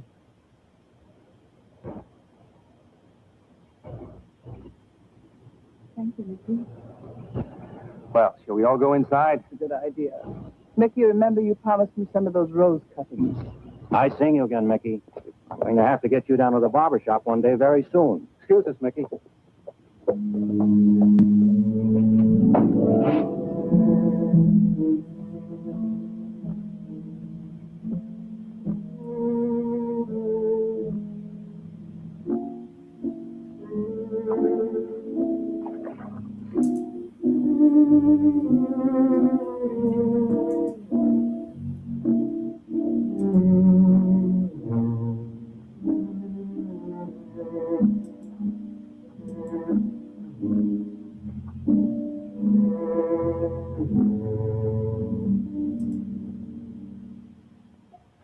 All right, that's done.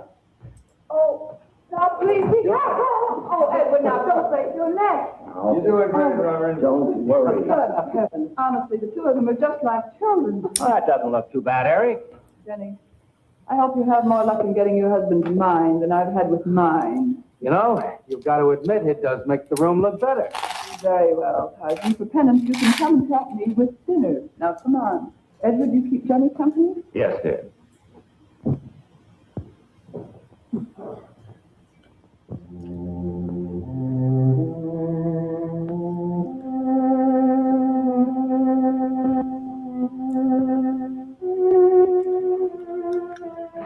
No, Mary, no.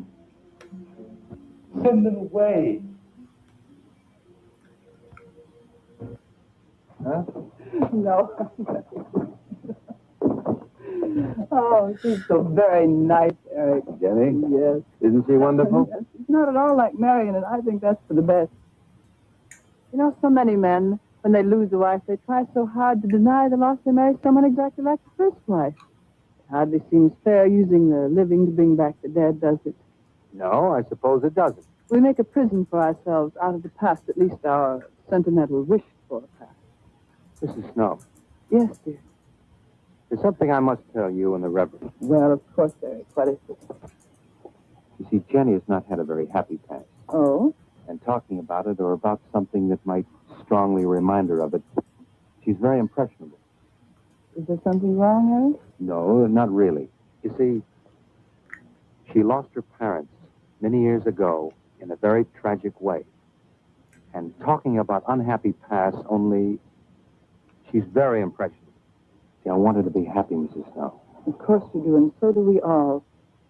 Now, how did she lose them? Well, look, I'm not crying, dear. It's just that Mr. Snow and I can help better if we know something about it. They drowned in an accident. Jenny saw it all. Who's Mr. Mauer? Mr. Mauer? Why, he's a lawyer in town. I thought no one knew we were coming. You said you heard from Mr. Mauer? Well, Eric wrote him. He takes care of the estate, or what's left of it. Oh, that's right. Eric has to see him tomorrow. Well, Eric's co-executor of the estate along with Mr. Mauer. You see, Marion's death was so sudden that, well, all that was left to Eric was the house and these grounds. Mr. Mauer told me that Eric had found someone very sweet and very kind, and with whom he was very much in love. He didn't say enough.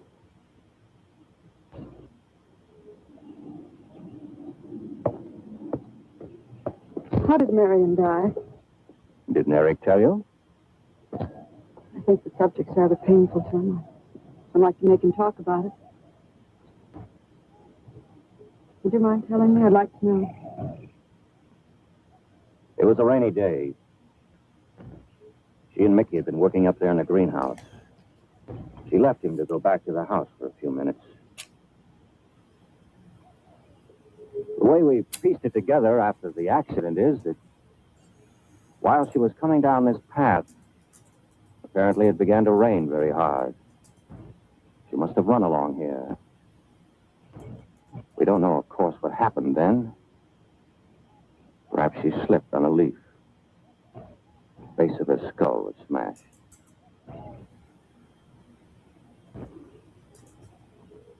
It was thought that she hit her head on the edge of the cement wall where we're sitting. And she fell in there.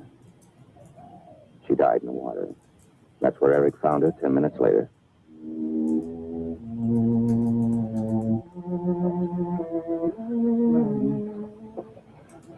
Marion.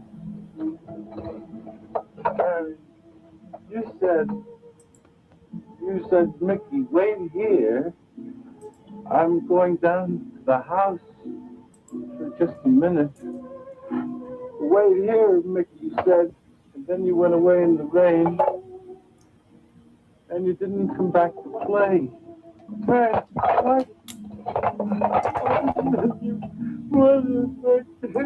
And don't forget that you and Eric are coming for lunch day after tomorrow. We'll do better than that. We'll come to church on Sunday as well. Oh, getting Eric to church is like moving a mountain. Here comes. Come along, my dear. It's getting late. Eric, thank you very much for bringing Jenny into our lives. Thank you for the dinner. Good night. Good night. Good night. Edward, did you know that Jenny's very wealthy? Oh, yes. Mr. Mauer told me in town today. Well, she's not at all like Mary. You know, she's so gentle and timid, as if she were afraid of something.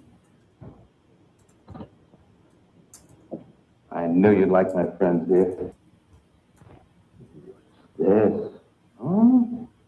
Just happy that. Come. So happy. Mom.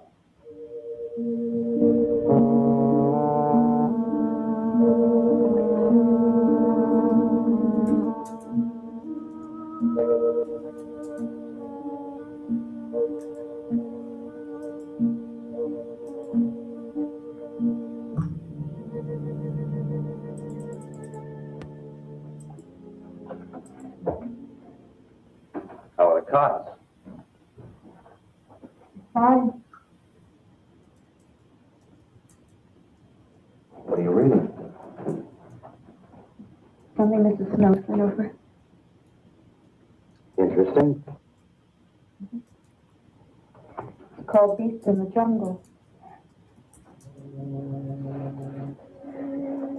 It's all about a man who waited all of his life for something great, wonderful to happen to him. He had only one good friend, a woman, whom he confided. And she died. At her grave, he suddenly realized that she was the great and wonderful thing that he'd waited for all of his life. But it's too late then. His memories, like beasts in the jungle, rise up out of the past, overwhelm him. Oh, poor fellow. He doesn't know what he missed.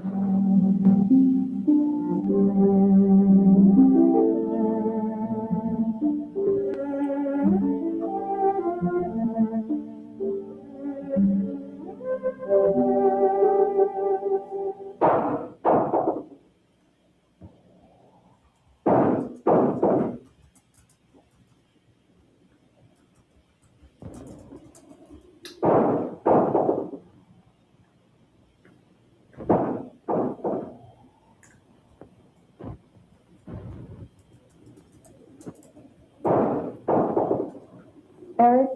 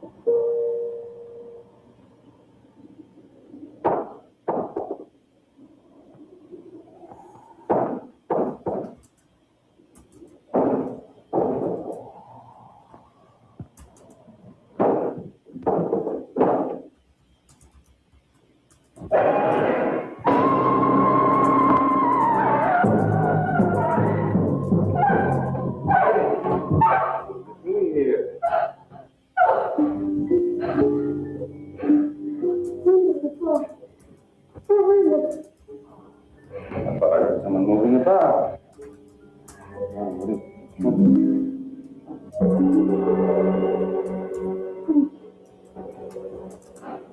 You water? Lily pad?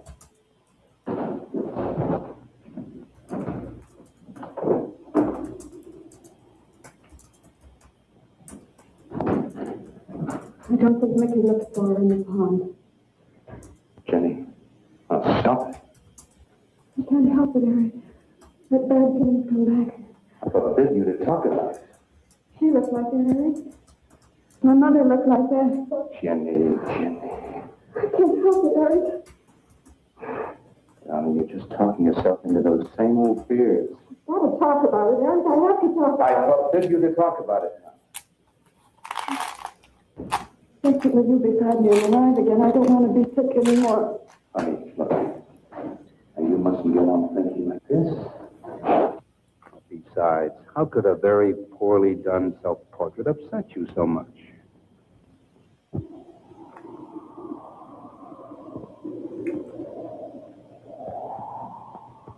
I know it's only my own fear. My own guilt that I can't get away from. Eric, I'm sorry. Oh, I want you to listen. I want you to believe me.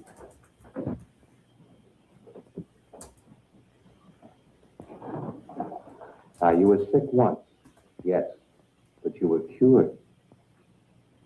Mickey caused this. You may as well know. He does look for Marion night after night down by that pond. And he probably comes here afterwards. I'm going to speak to Mickey in the morning. Don't you see? How simply it's all explained away? But if I also heard a scream, Eric, before when I went to the hospital, I was hearing things. I'm hearing them again. What did you hear? A high, strange scream. High, strange scream. Like a peacock's cry? What's that sound like? Come here.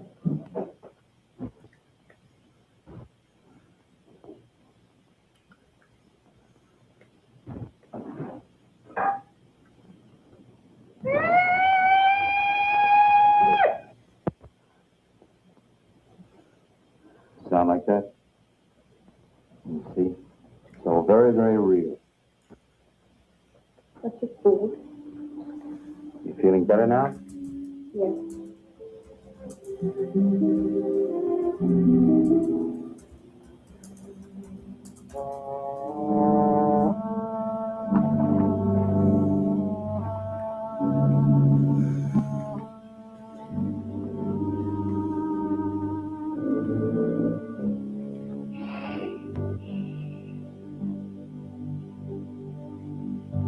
Night.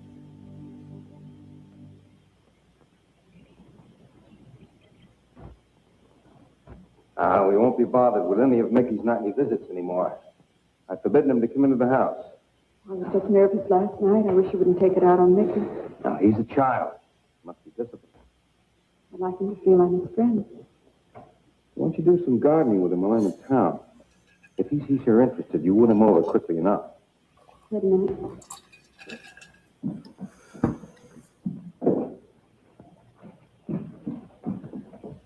Maybe let's Staples mustard. Are you sure you don't want to come in with me?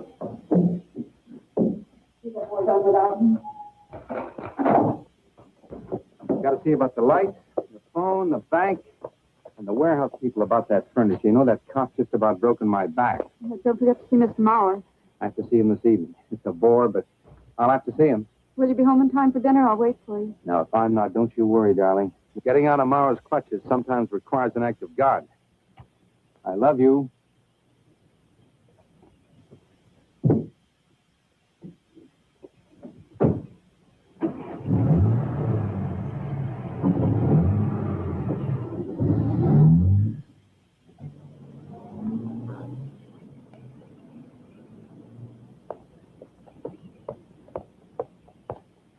Hello, Mickey.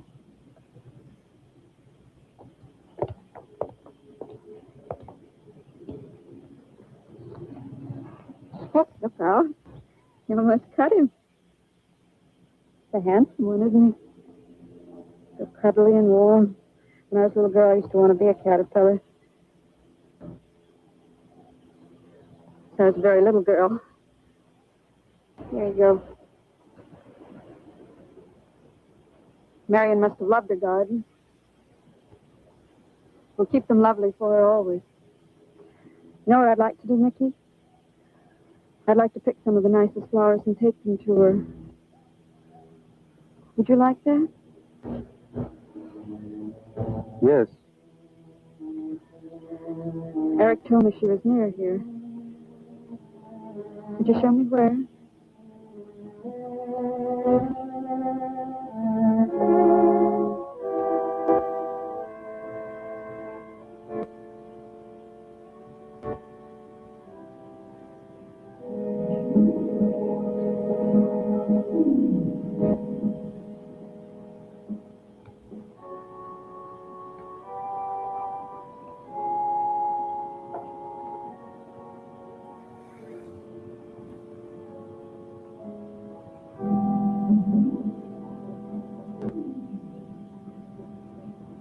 Is that all right, Mickey? I'm sure it was a great loss to all of you, Mickey. She cried Cry? in the night. Dead people don't cry, Mickey. I heard her. Heard it?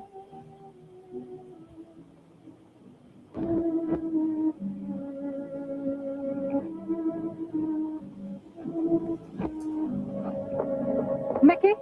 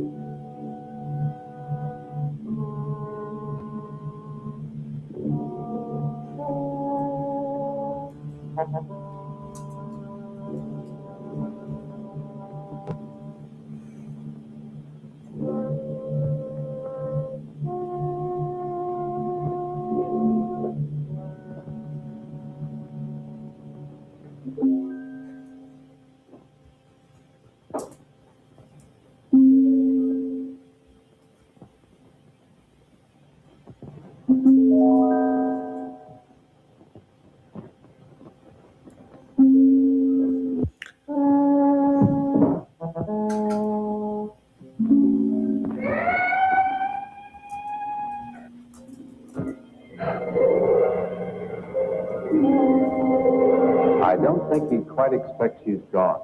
She cries. She cries in the night.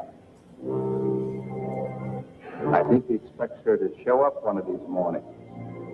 She died in the water. The base of her skull was smashed. She didn't want to die. She died in the water.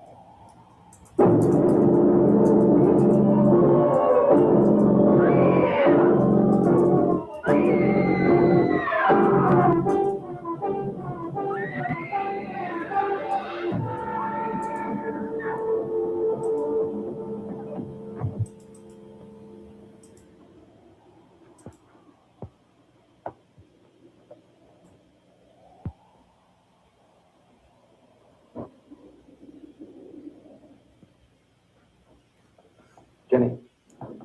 Jenny? Jenny? Honey? Honey? Oh, darling. It's all right. Right here. Right here. Lie back. That's it. Just lie back. Eric, you found me. What else was there? What do you mean, what else? A skull? Jenny? I know there wasn't a skull. Of course not. Nicky says Marion cries at night. Why, that child is stupid. Don't blame him. We both have a peacock. He out of his love for Marion, which is the cry to be from her. I out of my sickness. Now, darling, we've been all through that nonsense last night.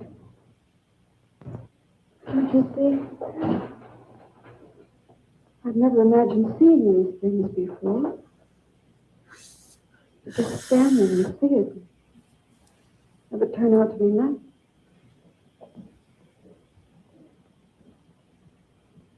Eric? I want you to call Dr. Ann tomorrow in New York. I want you to take me back. No, Jenny. Now, it may sound selfish, but don't you see, having you to love, I'm happy too. I don't want to lose that. Now, in the morning, Mr. Snow will be here, and we'll tell him. He's very comforted. And I think he'll agree with me. About what? I think it's Mickey. You see, he hated me from the first. Marion was his friend, and when I married her, he thought I was taking her away from him. And now that she's dead, taken away from him forever, I suppose in that childish mind of his, I'm responsible for that. now, because you're my wife, and in Marion's house, he hates you too. I don't think Mickey's responsible. He's not quick enough or clever enough. And who? Myself. It's all in my own mind. We do need somebody else, darling. We need somebody outside of the confusions of our love for each other. Now, the Reverend Snow will be here in the morning.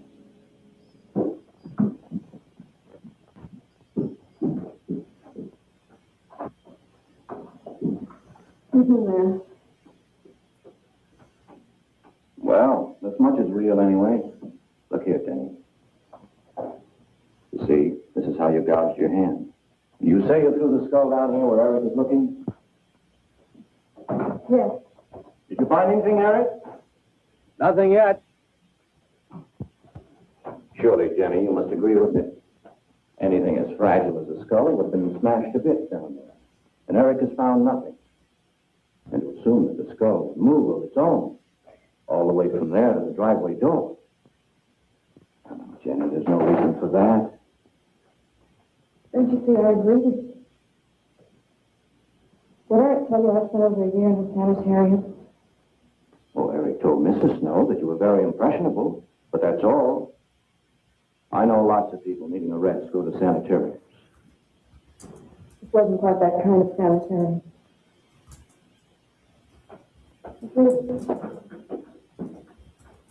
I grew up loving my father and hating my mother. Well, she never knew it. Something I kept to myself. She was very beautiful. Very gay. Like her. Very much. And I knew she resented that I was not more like her. I used to lie awake at night and wish she were dead. Well, that isn't very unusual. I understand many children go through such a period. I was no longer a child. And one day, I got my wish. They were both drowned. I can still hear her scream. I was all alone on a little beach. And all I could see was the overturned boat on the top of the waves.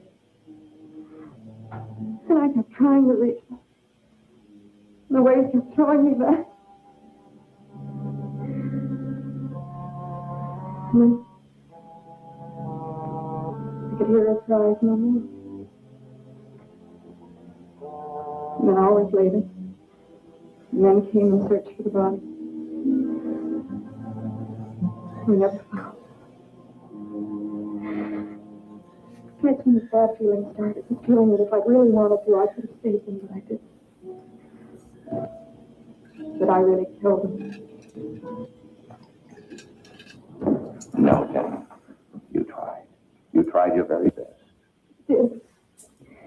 It's something vague and permanent that make the feeling go away. That's when they took me to the hospital. They told me I was cured. Jenny. She told me I was cured.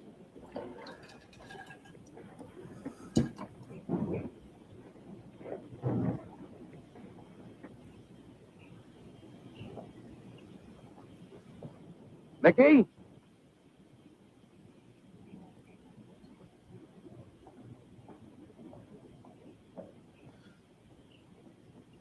Mickey?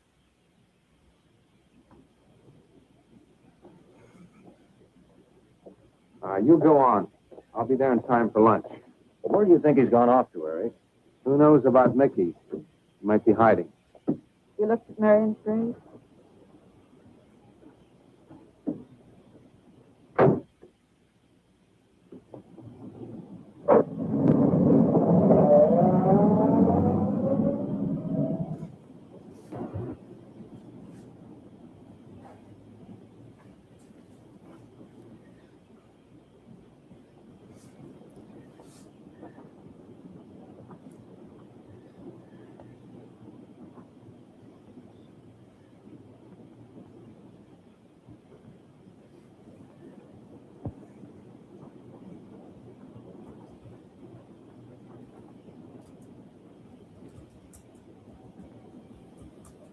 Becky? Becky! Becky! Becky! Becky!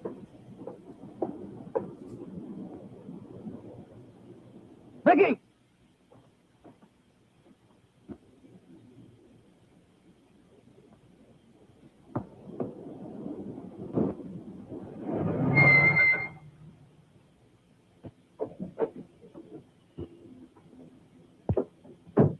Eric, did you find him? No. Where's Jenny? She's with Mrs. Snow on the patio. Eric, I think I should tell you that Jenny has confided in me about the sanitarium. Oh. Does your wife know? I told her Jenny was impressionable, but not that.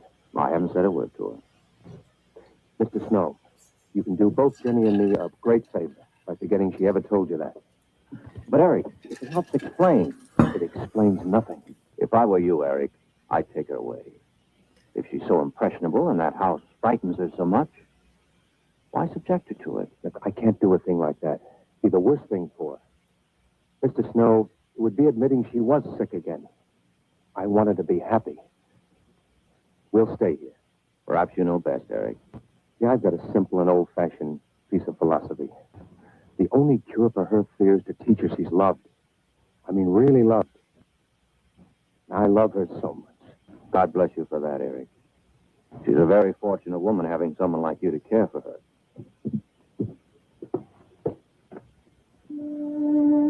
Good night, Steve. Oh, Jenny. Sorry. Darling, you've got to believe it will not happen again. Ever. Becky? Becky! Eric. Eric.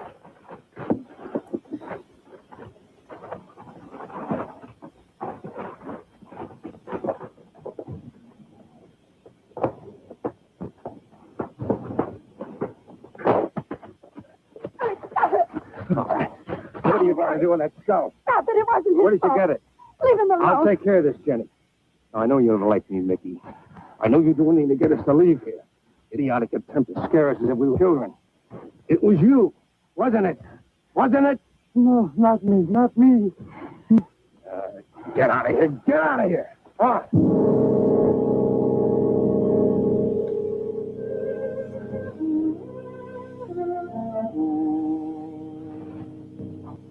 I wish you'd apologize to him. You know as well as I do it's not his fault, so in my own mind. Jenny, I'm going to do something. And you're going to help me do it. What's that? That portrait upstairs. It reminds you of your mother. Yes. You were fine until you saw it. Now it has you all preoccupied with memories of the past. We're going to burn it. Precious to you. The picture means nothing to me. I want you to be happy. We can't be until this fear is out of our lives.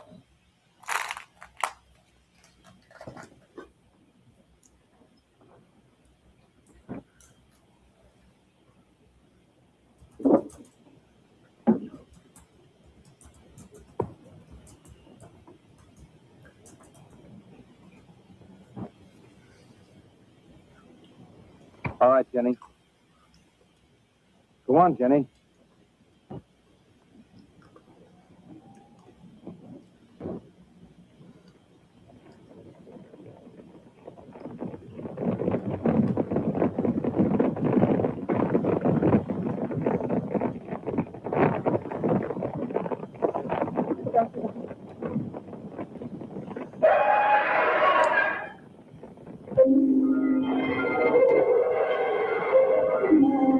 It's only the peacock.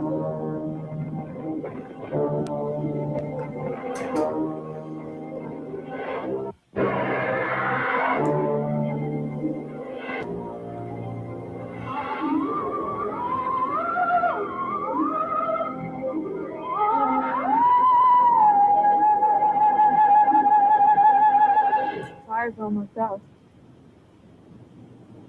Yes. We can't let those ashes stand overnight. And the brush in these hills are regular tinderbox. You want to help me?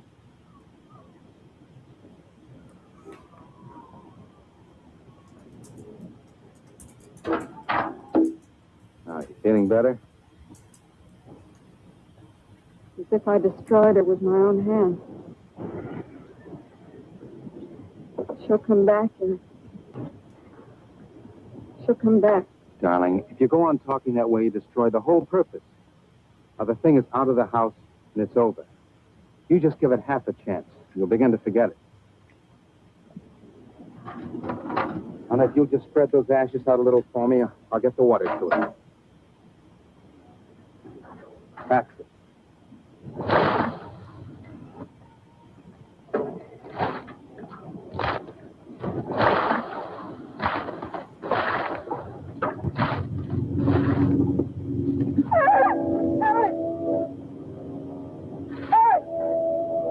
What is it, darling? The skull! It's the skull! Darling, there's no skull there. There's no skull there, darling. There is no skull there, Jenny. Darling, there's no skull there. There's no skull.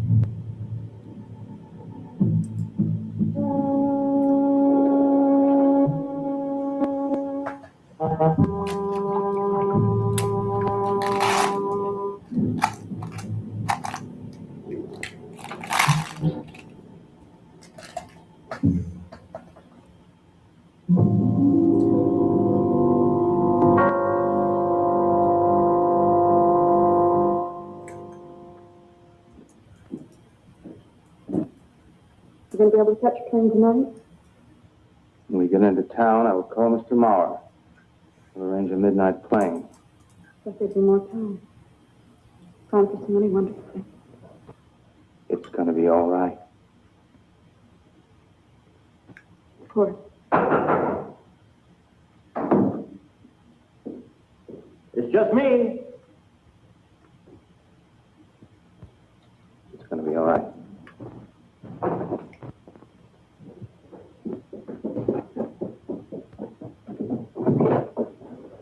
Good evening, my dear. Mrs. Snow's hen thought you might like some fresh eggs for your breakfast in the morning. Hello, Eric. It's a surprise. Those hens labored mightily, as you can see. Fine. I'll take them. You'll excuse me, dear.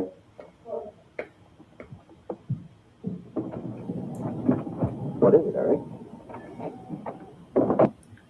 I've got to take Jenny away. That hospital she was in before. It happened again? I thought it would help her if we got rid of that portrait. You know the one. Yes. Well, we burned it. She saw a skull in the ashes. You were there? I saw nothing, of course. Of course. And I thought it was Mickey. But when I was there myself and I saw her...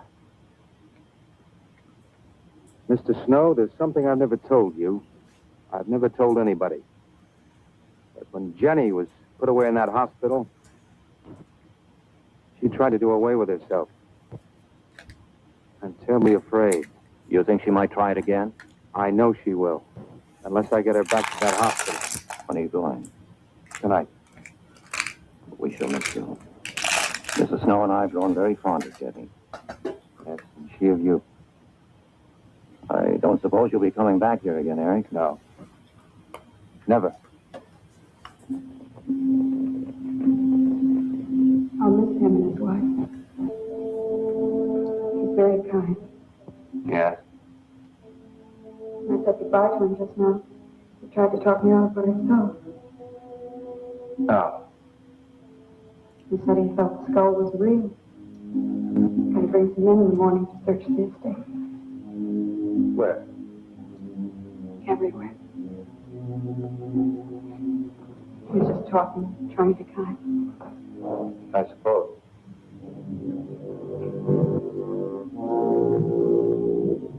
I'll go upstairs and pack. You want to come with me? Yep, in a minute.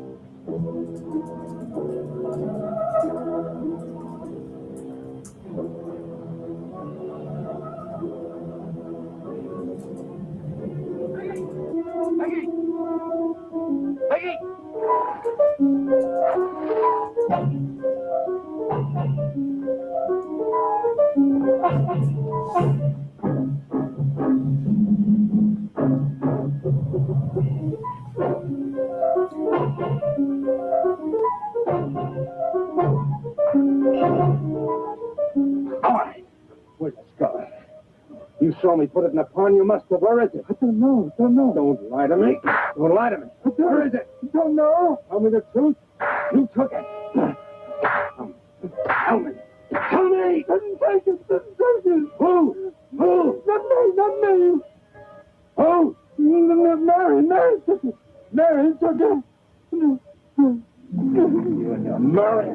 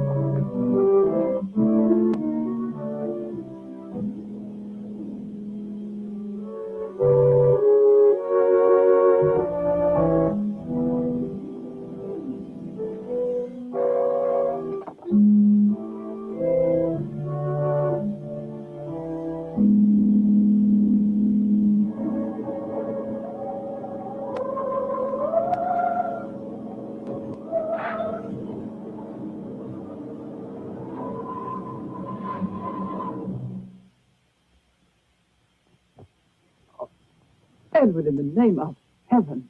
Mickey, where did you find this? Pond? Well, who put it there? He did? Eric? He did. Then there was a skull. But Eric said that he didn't see it when Jenny saw it. I know. Oh, but why did Eric lie like that? Mickey, those other times with the skull. Did you do it? No. Mickey, you've never lied to me before. Lying is a sin. You understand that?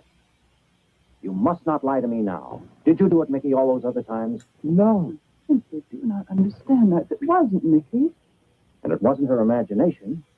But why would Eric do such a thing? I don't know. I just don't know. And what do you think we should do about it? We're going back there, to that house.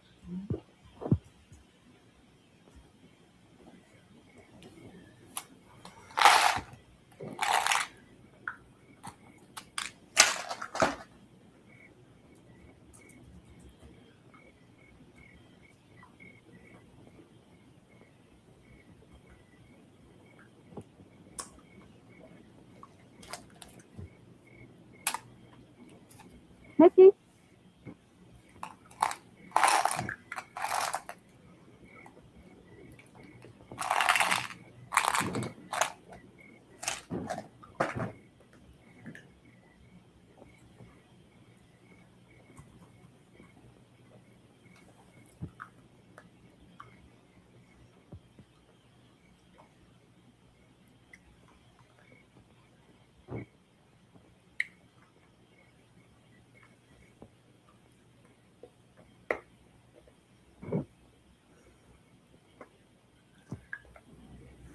Mickey? Eric and I are leaving, Mickey. I'd like to say goodbye. I'd like to leave as your friend, Mickey.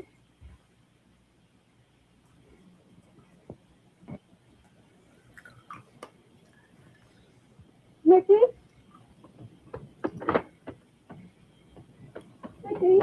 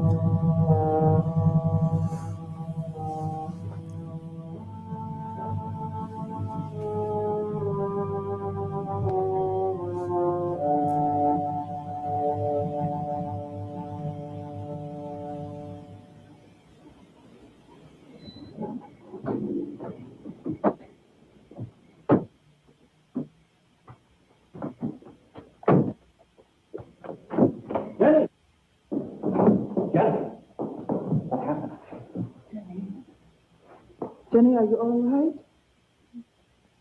Jenny?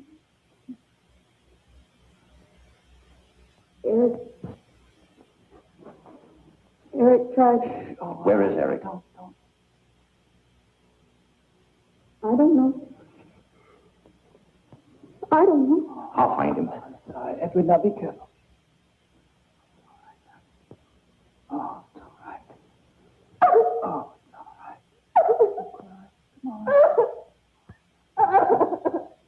Eric! Eric! Please answer me! Eric! Eric! Eric, where are you? Eric! Eric!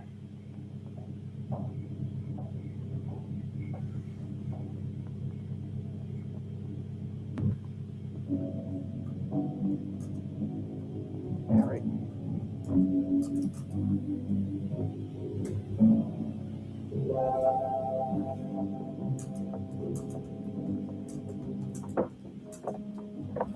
Why did he do it? Your money. The question is now, did Marion die in an accident? I suppose we'll never know.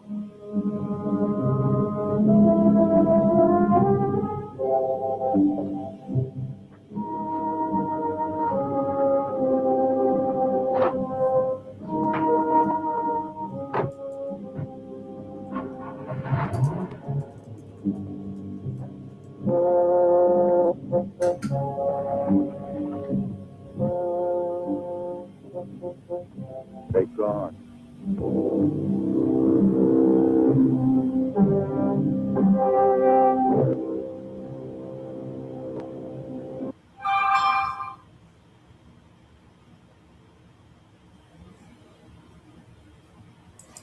Woohoo. Get back on that. Wow. That was a movie now. I know that you'll have sweet dreams tonight thinking of the screaming skull. She did. She definitely got him back at the end. She was probably traumatized. Aw. I'm so glad that you guys came and hung out and we are all here at the drive-in. You know? 2 classic movies. Yes.